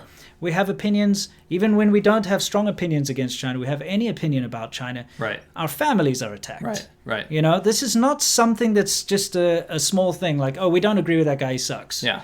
They go after our families in droves. Right. And it's condoned because it's never condemned. Nope. And this is who you're dealing with, is you're dealing with people who are not sorry for the bad things that they do. People that don't give a shit about hurting you and hurting your family and hurting your country. This is what they do, and they will do it with, you know, a grin on their face. They don't give a shit about you. But at the same time, they expect you to give a shit about their sensitive little feelings at every turn. Yes. You know? Now, to make this a very, very not confrontational thing, this is not to go after the Chinese people like we always say. It's not Chinese you know what people, it is? it's the CCP. You know what it is, though? If you're going to make any change, if you're going to do any difference right now, then you need to find out what companies are affecting you with their completely immoral bullshit kowtowing policies, and you need to stop using those products and make them hurt. Because you're probably not going to go to China, right? Let's be honest, the majority of people. What you're going to need to do is make sure that companies like the NBA and Blizzard and things like this get punished for what they do, because they're always going to make poor decisions based on profit. They will. And they can walk all over the Western world because we're all about free speech and stuff. And they will rather sacrifice us than they would their China share. They're faceless Chinese people that buy their stuff that they'll never meet, never have to deal with, right? Yeah. So make them hurt in the wallet. Yeah. Let's do some stuff. Alrighty, we got quite a few stacked up. Marcin Sebula gave us 2 separate ones. Thank you very much. Happy B-Day, Taiwan, and thanks, guys. And then I think this is in reference to when you were equating China with Nazi Germany. He says, being Polish, it terrifies me. I feel like Germany is taking over and everyone is looking away with the red flag raising thing. Do you want to comment on that or keep going? Cool. All right. Josema Fernandez Barreras says, despite the lumberjack shirt of Lawai, you two still stay awesome. Thank you. Yeah. It's pink. I don't think, well, maybe a lumberjack. Yeah. Maybe a lumberjack, if you know what I mean. Pastel lumberjack. Lumberjack off. Whoa, what? That was insinuated. Yo, just got demoned. Okay, Jeremiah Johnson, $10. Thank you. Says, I can't formulate a serious question right now. Sorry, my significant others is from Shenyang. Have either of you been there? If so, what are your thoughts on the area? Thank you for all the help. We had a great time in Shenyang. Yeah, you can watch Conquering Northern China. We're in there. We filmed there. Yeah, we filmed in Shenyang. So go watch Conquering Northern China. VimeoOnDemand.com. No, Vimeo.com/ondemand/Conquering Northern China. Go watch it. You'll see everything you want to know about Shenyang and learn about the beautiful place that your significant other is from. Amen. All right, Spy Dominator says, how much control does Tencent have over Blizzard? I guess we just discussed that, right? Yeah, I'll give him the exact percentage. And then Dion Chapman, our boy, $50 Australian, says, have a great show, guys. Thank you very much, Dion. Mary Beth Malin, $10, says, can you do an ADVChina show at Chungking Mansions? Is that place as cool as it looks? We won't talk about Chunky Mansions because both of us have a bunch of footage. Yeah, there. we should put them together and make an ADV. Yeah, about we'll make a thing. It's an you awesome place. You can get the Kingfisher beer there and good Indian food. Yeah. Oh, the Indian food's epic on the 5th floor, I believe. Nice. Yeah. Anyway, we'll talk about that at some point. Yep. We got plenty of footage. Cool. Should we hit Guangxi? Sure. Yeah, let's hit the Guangxi corner. So Guangxi corner, we talk about relationship stuff, as you know, and it can be personal, it can be business, it could be anything to do with Chinese relationships. What is it today? All right, this time up says, this is from Samuel. He says, I'm a Canadian Chinese second generation, and I have family in the mainland who I visit at least once every year. My family's always been very pro-China, but they do discuss some of the problems and criticize the government behind closed doors. But recently they changed a lot. Every time I talk to them, they always blame the US and foreigners, and when I try to criticize anything about China, they warn me not to speak about such stuff. They were also angry with me when I did not celebrate the 70th anniversary of China, but come on, I live in Canada, and I was having a night out with my friends. These days, I feel like my family is treating me like I'm some sort of enemy. How do you guys deal with this with your Chinese families? Do you have the same issues? Oh, boy. Yes. It's almost literally like he had just had the same experience that me and Vivi had. Mm-hmm. What was his name again? Samuel. Samuel, okay. Yeah. Samuel, should I speak about this? Yeah, this go is for very it. recent for me. Yeah. So my wife's parents called and asked her if she had stayed up to watch the 70th anniversary CCP parade. And she said no, didn't give any reasoning. And her mom just went let loose. She just absolutely, completely berated her, said, you don't love your country, you traitor, all this kind of stuff. You're not even Chinese anymore, blah, blah, blah. And she said, Mom, the government's not the country. I love China, but can we change the topic? Trying to be very let's change it. Let's talk about the kids. Yeah, sure. She says, no, the government is the country. They are the people. Anyone that speaks out against China, like Hong Kong people, deserves to be executed. This kind of language. And before you guys get all up in arms and be like, holy shit, that's literally how that generation thinks. Yeah. Not surprised at all. The problem comes from the post effects of this, right? Yeah. So Vivi never argues back. She never says, no, Mom, you're wrong, blah, blah, blah. She just says, can we change the topic? But she constantly gets berated. And it's not just her family. It's her friends. It's things like this, right? So I'm in the same boat in that, she's sad. She's also very annoyed. And it's weird when you don't lose any allegiance with your family or lose any love for your family and friends, but they lose it all for you because you don't have an opinion on something. Sure. Because you're not an ultra-nationalist. That's terrifying. It is. So Samuel, I feel you. And how do we deal with it? I mean, I can't give you any cut and dry advice other than that don't instigate that conversation. Literally just play it cool because you are not going to change your parents' minds. You're not. Yeah, you see, here's the difficult part. I respect my Chinese family. I respect my in-laws, and Of course we do. Of course, I respect my wife. But it's incredibly difficult to talk about anything China-wise because of the built-in knee-jerk nationalist reaction.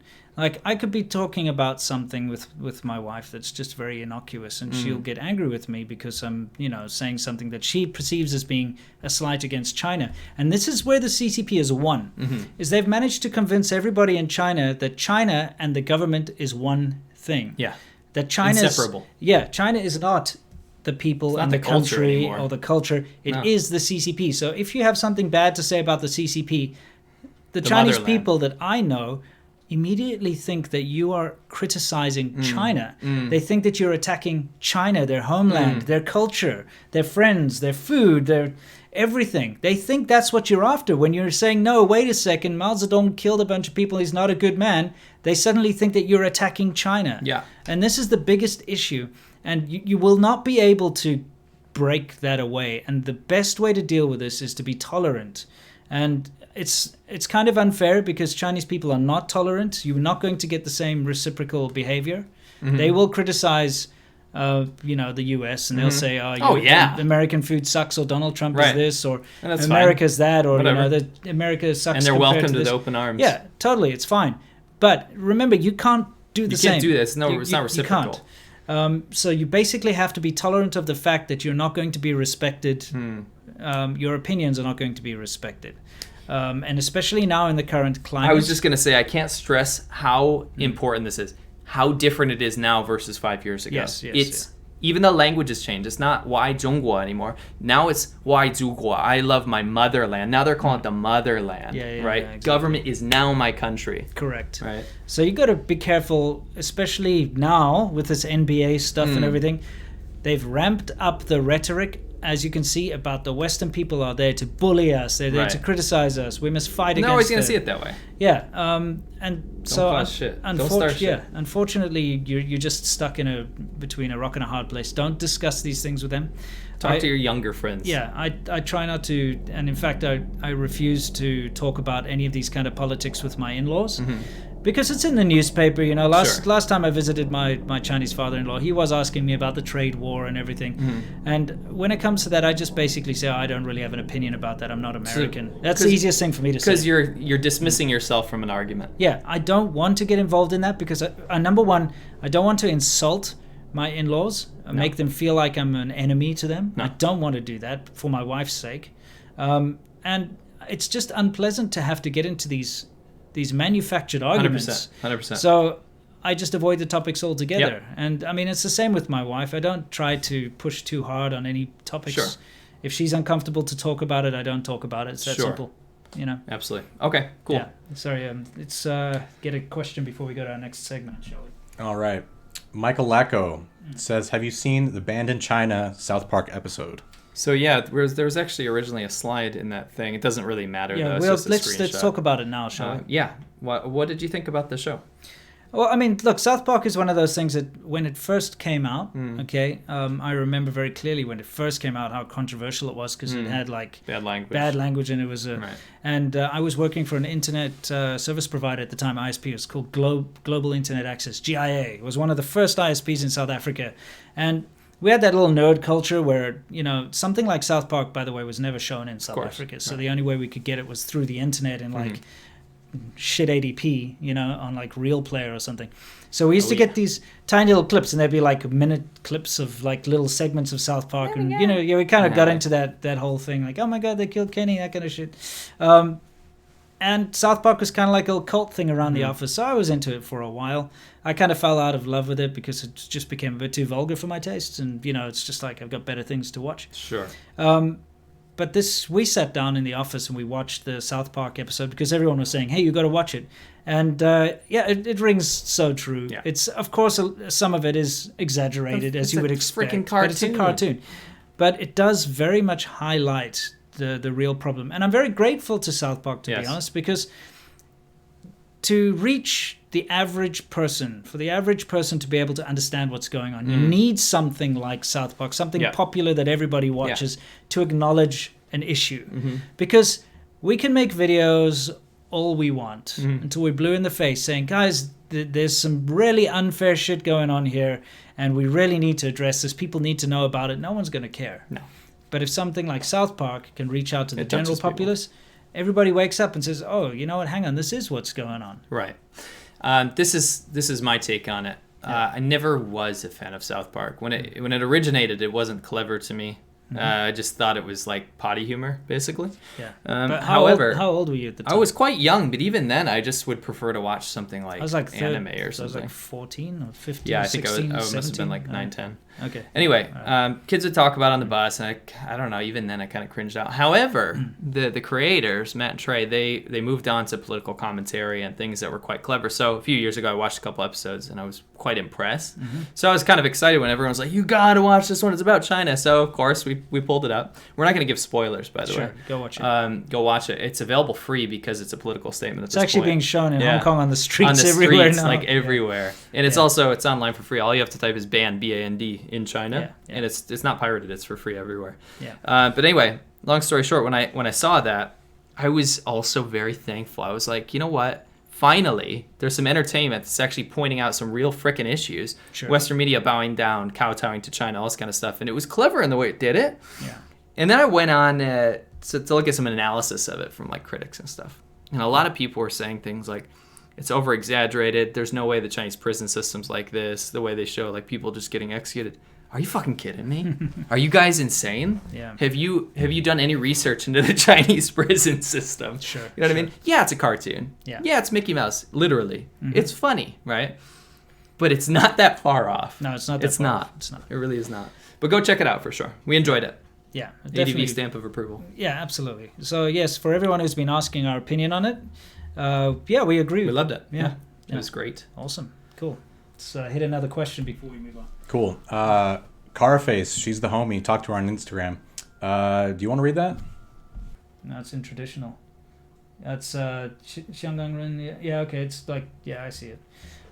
Yeah, she's just giving support for China. Thank you. So, thank you. Yeah. Cool. I mean, for Hong Kong, what am I saying? Some people say it's the same place. Oh, yeah. All right. So we'll do Cesario JPN, $10. Thank you very much, sir. He says, proper amount, super chat. Did you see last week tonight's segment of the one-child policy? People note John Oliver is a pillock, but how accurate / slanted is it?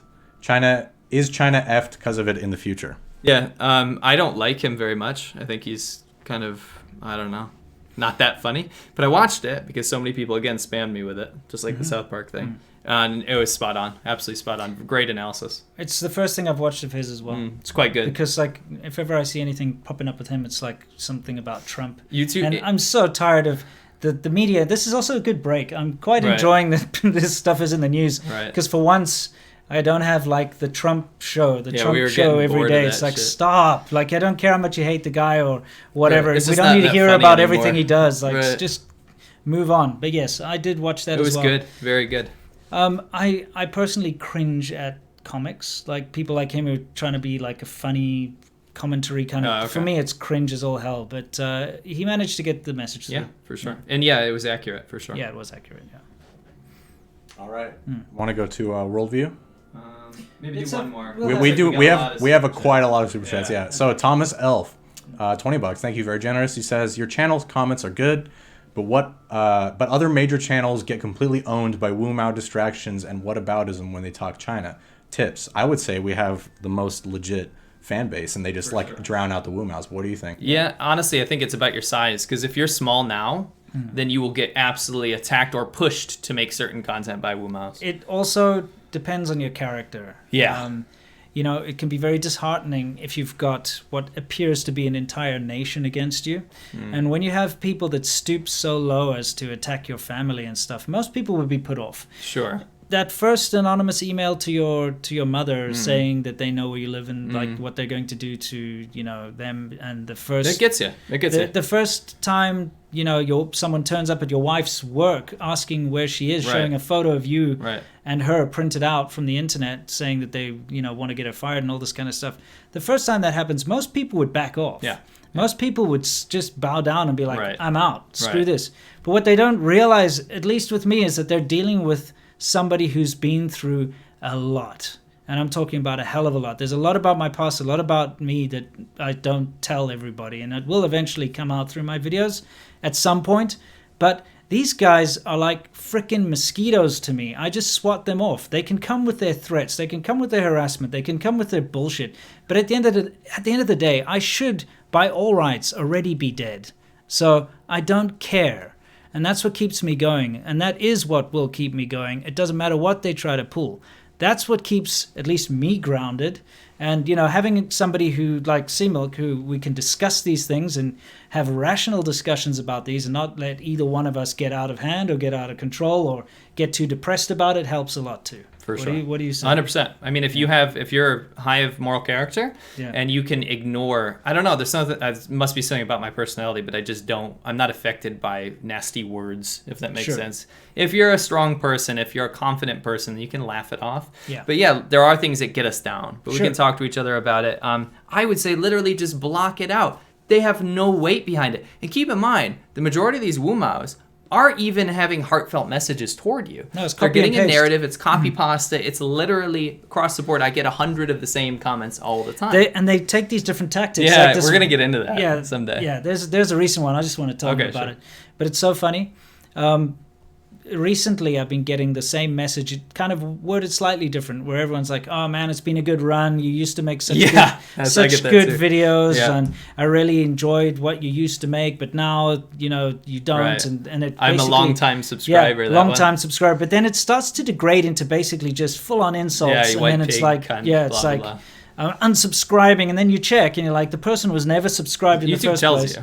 They have an account that's open for like 2 hours. Yeah. And it's always some random like white guy name. Yeah, you know exactly. What I mean? Like, yeah. Just as you said that, someone in the chat named John Fitzgerald said he was unsubbing to us specifically in that exact way. But he said, I think he said it's because you guys aren't woke enough on Trump. He was like, you don't care about Trump. You're not saying Orange Man bad. Unsubbed. Okay. Well, he's just being He's being sarcastic. Yeah, okay. exactly. Anyway, yeah. I'm not an NPC, mate. Not an NPC. Anyway, I yeah. Yeah, let's hit one more question and then we'll do our last Non-polarized thing. character. Yes. Cool. All right. Christian Mills, 100 Canadian dollars. Holy shit. Thank you, sir. Says, if you corrupt things mainlanders like with messages of freedom and liberty, anything ban-worthy, would the CCP crack down on such things? A sort of censorship by proxy to get people on both sides to take notice of what the CCP is capable of. Hashtag weaponized censorship. This is something we've been doing for ages. Yeah. I think it's the most clever thing is to take things that are exported to China that they love and literally weaponize them. I don't mean literally. No. I mean weaponize. What are you talking about? Weaponize the actual message surrounding it, right? I think it's absolutely. You No. cannot take a stance where you stand up against an entire nation because then they're going to look at you as an enemy. Yeah. If you make something a statement saying like, "Oh, free Hong Kong" or something like this, that's completely what's it called? Innocuous in a medium that they like. They're going to have to deal with it if they like that medium. Yeah, that's true. I mean, look, I have to be honest with you. I really don't like political activism. It pisses me off when people try to put their political messages into anything, to be honest. It just annoys the crap out of me. If I'm playing a game and suddenly they're trying to throw some kind of like LGBT stuff down my throat or something, I'll be like, come on, man, that's not why I'm playing this game. Okay. Or if they try to put any kind of message, it doesn't matter if it's left-leaning, right-leaning, Sure. anything down my I can throat. agree with that. It pisses me off, and Sure. I don't like it when people are pushing their thing, and that's why I'm specifically when the Chinese government is trying to push their narrative through our media, it really annoys me. That's what understand. annoys me the most. So I'm not for all this, like, let's put hidden messages and stuff. But what I am for is, if you like this, if this is what you like, then like it. You know? As in the games that are exported or things like that. Don't try and twist it and change it and use it as a weapon against us. That's bullshit. Mm-hmm. You know? Yeah, I mean, that's the whole May thing. Like, I think that's brilliant, though. Yeah, that's okay. That's that's great. Yeah. And wearing whatever you want to an NBA game. Yeah. You should be able to do that. No, something like that I agree with. That's what I'm talking And about. I agree with that as pushback. Right. Because they drew first blood. Right. Okay? Right. And that's what it is. Is Right. if they're going to do bullshit like that and basically, you know, affect our lives, then yes, then retaliate. Sure. But don't be the first ones out there to try and like sneak your bullshit in there. I personally don't like that. Okay. I could be wrong. I may be I making think- some enemies with that, but I kind of like the idea of people being reasonable to each other. Of course, And when but somebody you're- steps out of bounds. That's what I'm saying. Yeah. That's when It's- they get taken down. It's not the same, and we're not pushing a pro-America message. No. It's not about that. It's about being able to express yourself, and you're gonna have to deal with it if you like Western stuff. Yeah. That's just how it is. Yeah, that's true. Anyway, sorry, side rant. Sorry. Yeah. Worldview? Okay, Yes, worldview. it's Worldview, guys. This is where we talk about Is it- things that happen all around the world, especially related to China. And this time, it's only about China, So yeah, as it always is. okay. So what have we got? We're never changing that name though. Yeah, it's China Worldview. View. Yeah, China is the world to China, though. that's true. Think about that. Yeah, Let's roll that little beautiful clip. There's a few pictures. Maybe pause it on that one. yeah. What you guys are looking at is not a polar bear. No. They have now, the Chinese government, made an initiative to combat the pork shortage. And they don't do this by removing some tariffs or opening up trade with some other countries or trying to make things better. What they do is pump them full of hormones and brag in the newspaper and on TV about how they've now created pigs the size of polar bears. By the in way, fact. you can see written in It says Chinese Zhu. characters Zhu Wang. Yeah, so which Zhuang, means the king of pigs. yeah, pig king. Pig king. Pig king. So she's this lovely. By the Pig way, king duck. yeah, this is state media. This photo. They Yeah. could have picked a better farm. For God's sakes, that place looks depressing as hell. Look at that. Doesn't that look like a gulag? It's like I- Chernobyl. Yeah. I it don't looks know, like no, Chernobyl. dude. Look, there's some greenery over there. A Come on. little, yeah, a little bit like piss I lettuce. think And real, they real photoshopped bricks. that in, right? Yeah, the guy's not there. Yeah, he's yeah. floating, Floating, just yeah. like us. But anyway, the reason we brought this up Yeah. is not because, well, first of all, it's a nice way to end this. Is kind of funny, Yeah, right? yeah. Massive, giant pigs that'll probably like end up having like brain aneurysms that make them crazy and cannibalistic. Sure. But these pigs, this was actually done in 1958 Yeah. to combat famine. Yes. And this is your typical communist huge initiative. Someone has this idea, real dumb guy probably, has this idea that this is going to cure poverty and starvation and this current pork Yeah, shortage. Let's just make massive monster pigs. Sure. And it already failed in 1958. But instead of trying to rethink and rework how they're going to solve this problem, they just did the same thing again. History repeating itself. Yeah, that's what happens in one-party states. Yeah. There's a couple more photos here. It's kind of Yeah. funny. Yeah. Let's continue on. They are big pigs. Those things have got to be like, what? I've seen some huge pigs in China. Sure, but now they're mass doing this. It's Yeah. an initiative. Yeah, it's true. You know, for those of you who don't know about the pork shortage, there was this massive African swine flu that hit the farms. Must be your fault. Yeah, probably. You know, but look at that thing's ridiculous. Yeah, So but yeah, are they right to school? Yeah. maybe Now. the thing is this was big and it was covered up for a long time, obviously.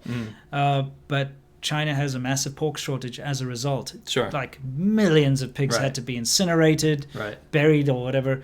And at the same time, they were playing hardball with like banning Canadian pork and banning different things and the tariffs and the, so it kind of was a bad situation all around where It's a Mao thing. yeah, it was about keeping face and not losing face. So pork We're fine prices without are you. so high in China at Yeah, the it's moment. It's crazy. ridiculous. And people are feeling the pinch. Yeah, dude. It's affecting all food. It is. But at the same time, there's a narrative going around that the whole world is suffering that way. Because I got, my Chinese relatives being like, oh, you better watch out. The food prices are going to be going up in America soon. We're not You know, buying it's your massive bear pigs, dude. No. Man-bear pig. Yeah.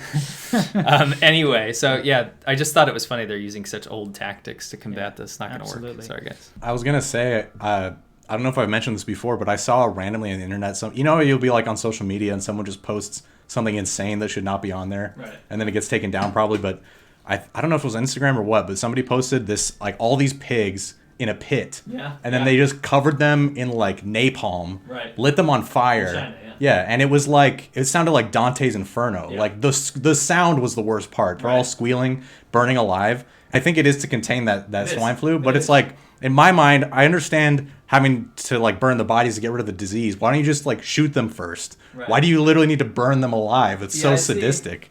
See, oh man, it's- there's no it's more hated too- animal in China than a pig. Yeah. It's first of all, it's too expensive to shoot them. Yeah, And they too, can't have too much guns. hassle.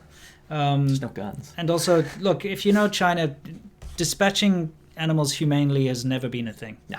It's just not a thing. No. So it's just the quickest and easiest way to do it. They bury them alive too, and Sure. whatever else. So, Hey, you know what's going to happen is these massive pigs are just going to cost twice as much to dig their goddamn graves. yeah, we'll see. So anyway, Yeah, let's do our Q&A. yeah. Let's hit Q&A. We've got a lot of questions today, and let's try to whack through most of them. Okay. Let's Yeah, because let's we try are to way get- over time. Yeah, but it's important. So We'll do our best.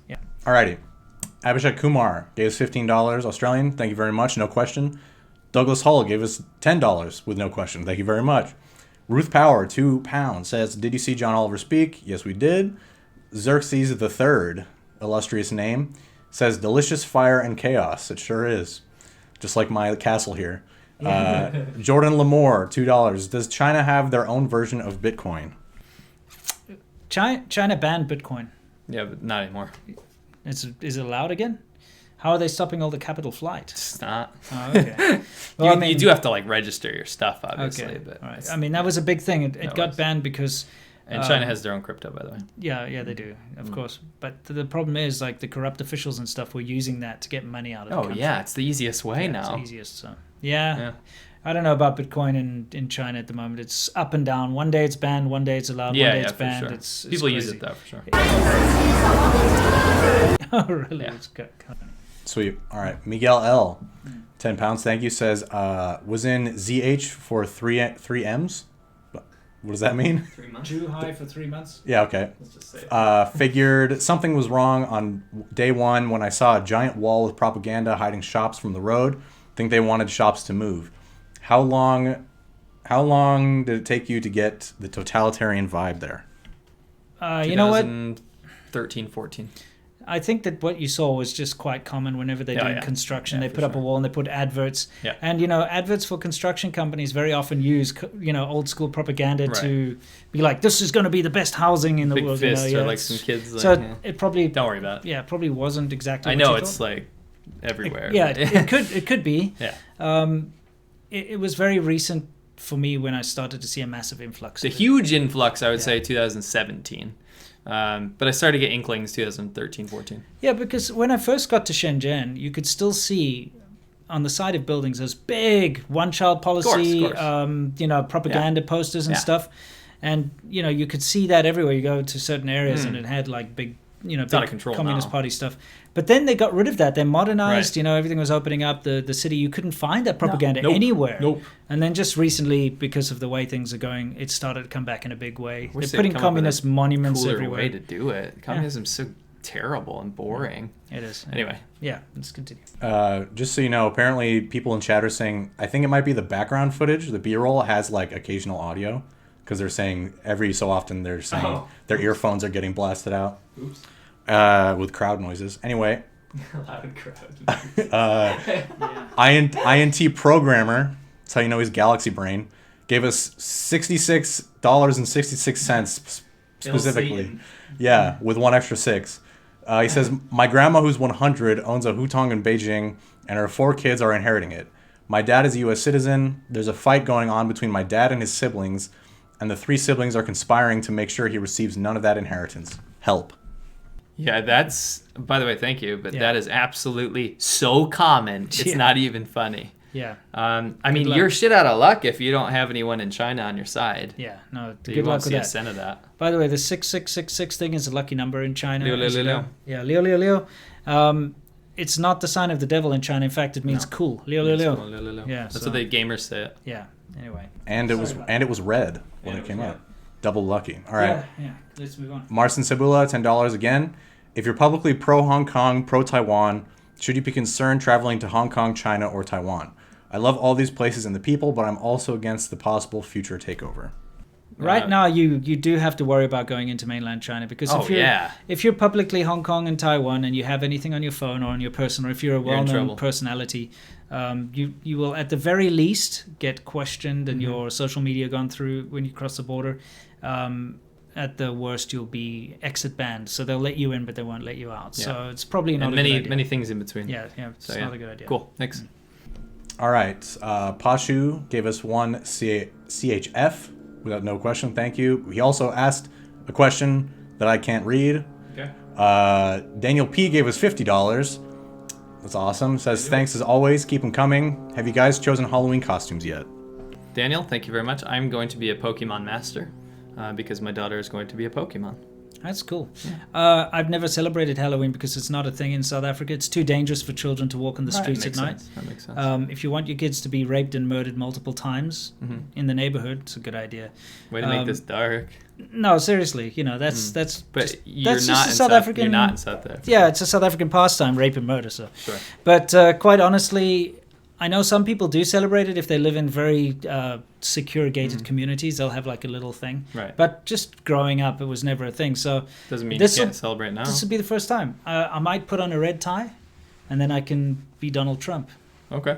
That'd Yeah, be you a can do Halloween costume for I some feel, people. I feel like everyone else is going to do that. You think so? Yeah, Okay. literally. Well, I mean, that would be the easiest thing for me. I guess not. You Then, can be so. Xi Jinping.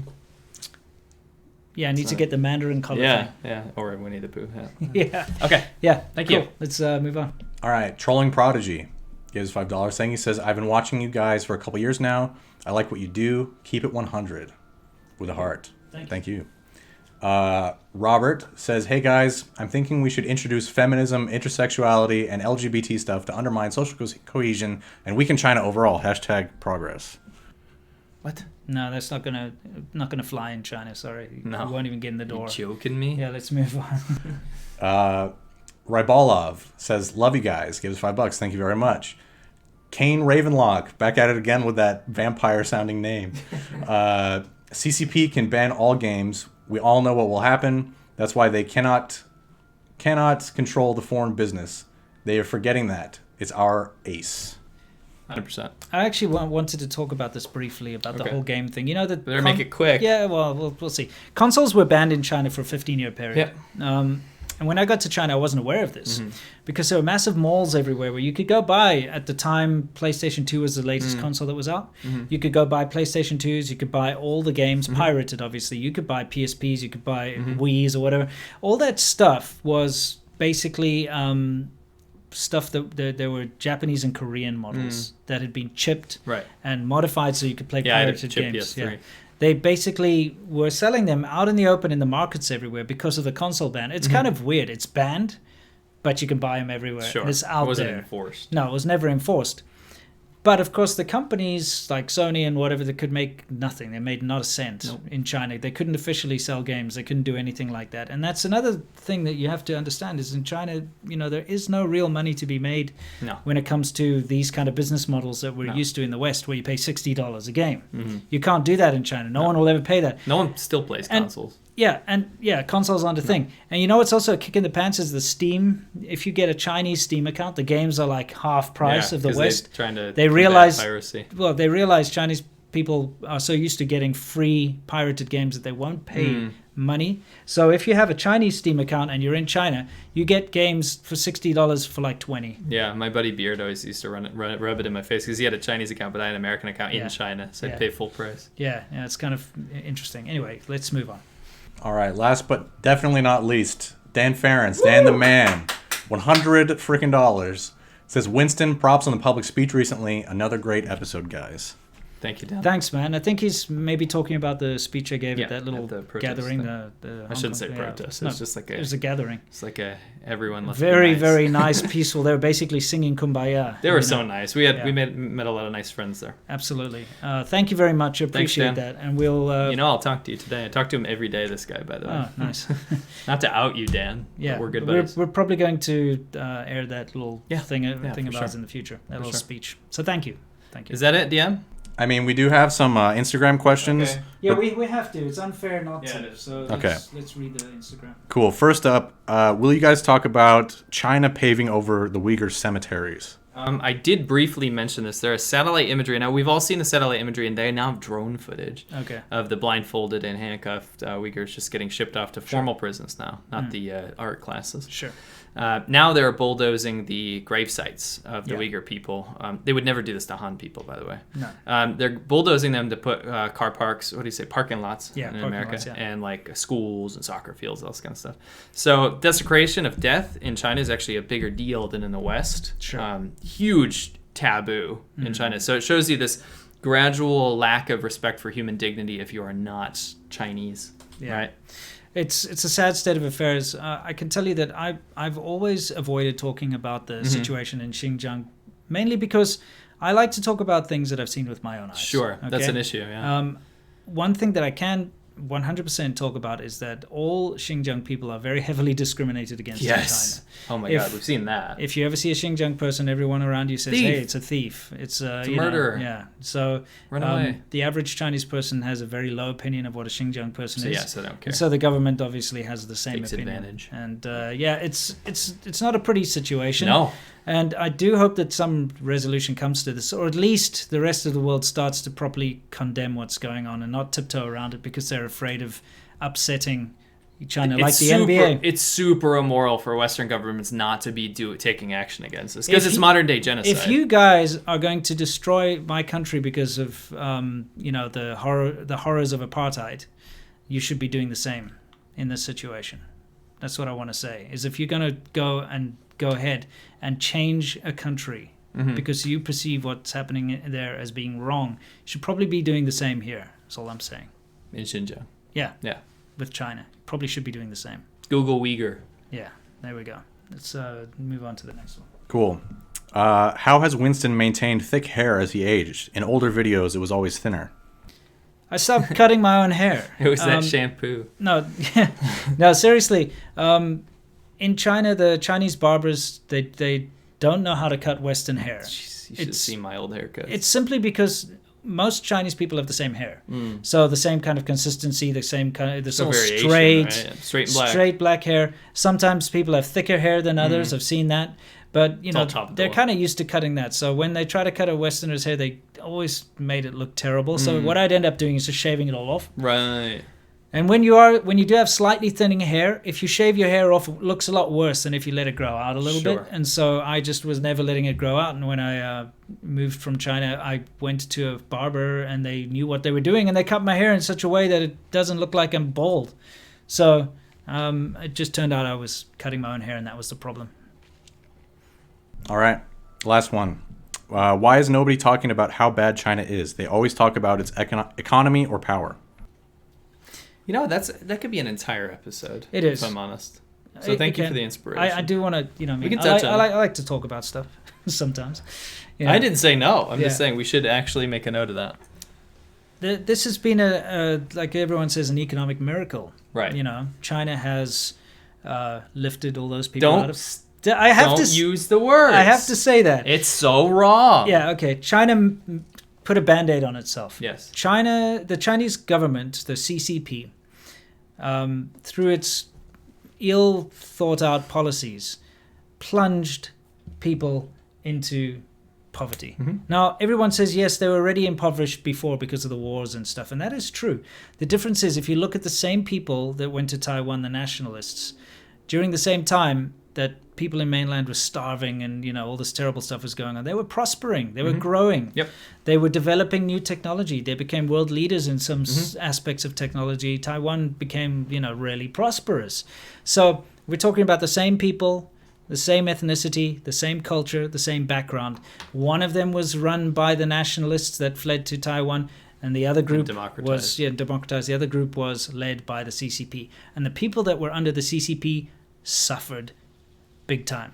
All right? So one day, the CCP wakes up and says, you know what?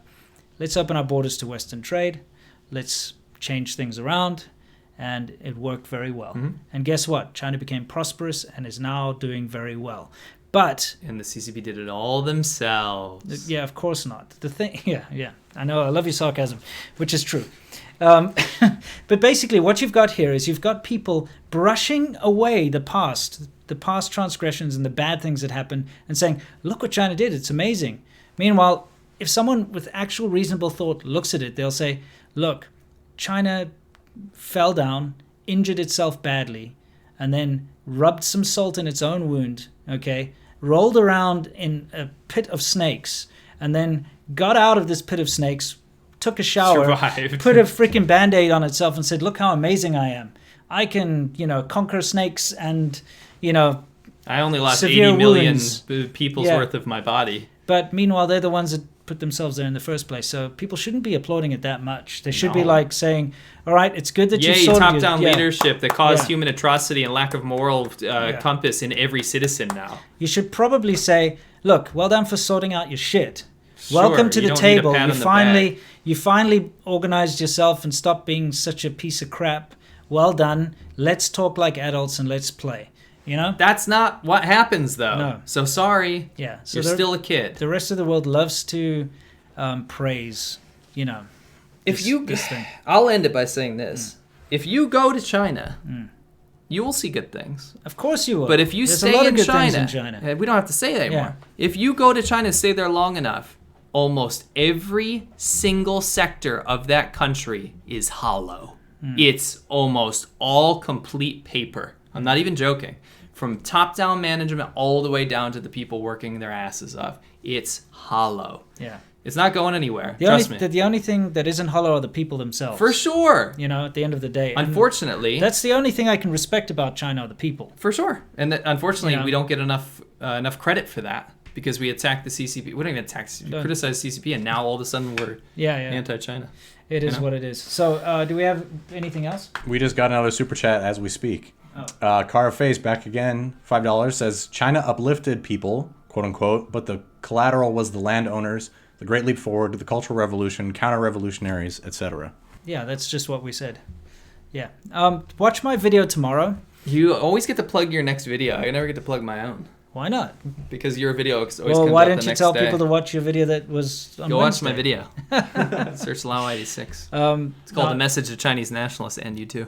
I actually do have a video which we recorded yesterday, Yeah. which is, I think it's very pertinent to what's going on here. It is, and it I'm kind of addressing especially foreigners who are blinded by their lifestyles in China and stuff like that. I'm included in that, so it's important. I do want everyone to watch it. It's very fair. Yeah, very I think fair. it's an important video, so please watch that tomorrow. All right, ladies and germs. And if you want to ask questions on Instagram, keep up with the news, the alerts, polls, memes, etc., you can follow us at ADV Podcast on Instagram. See you there.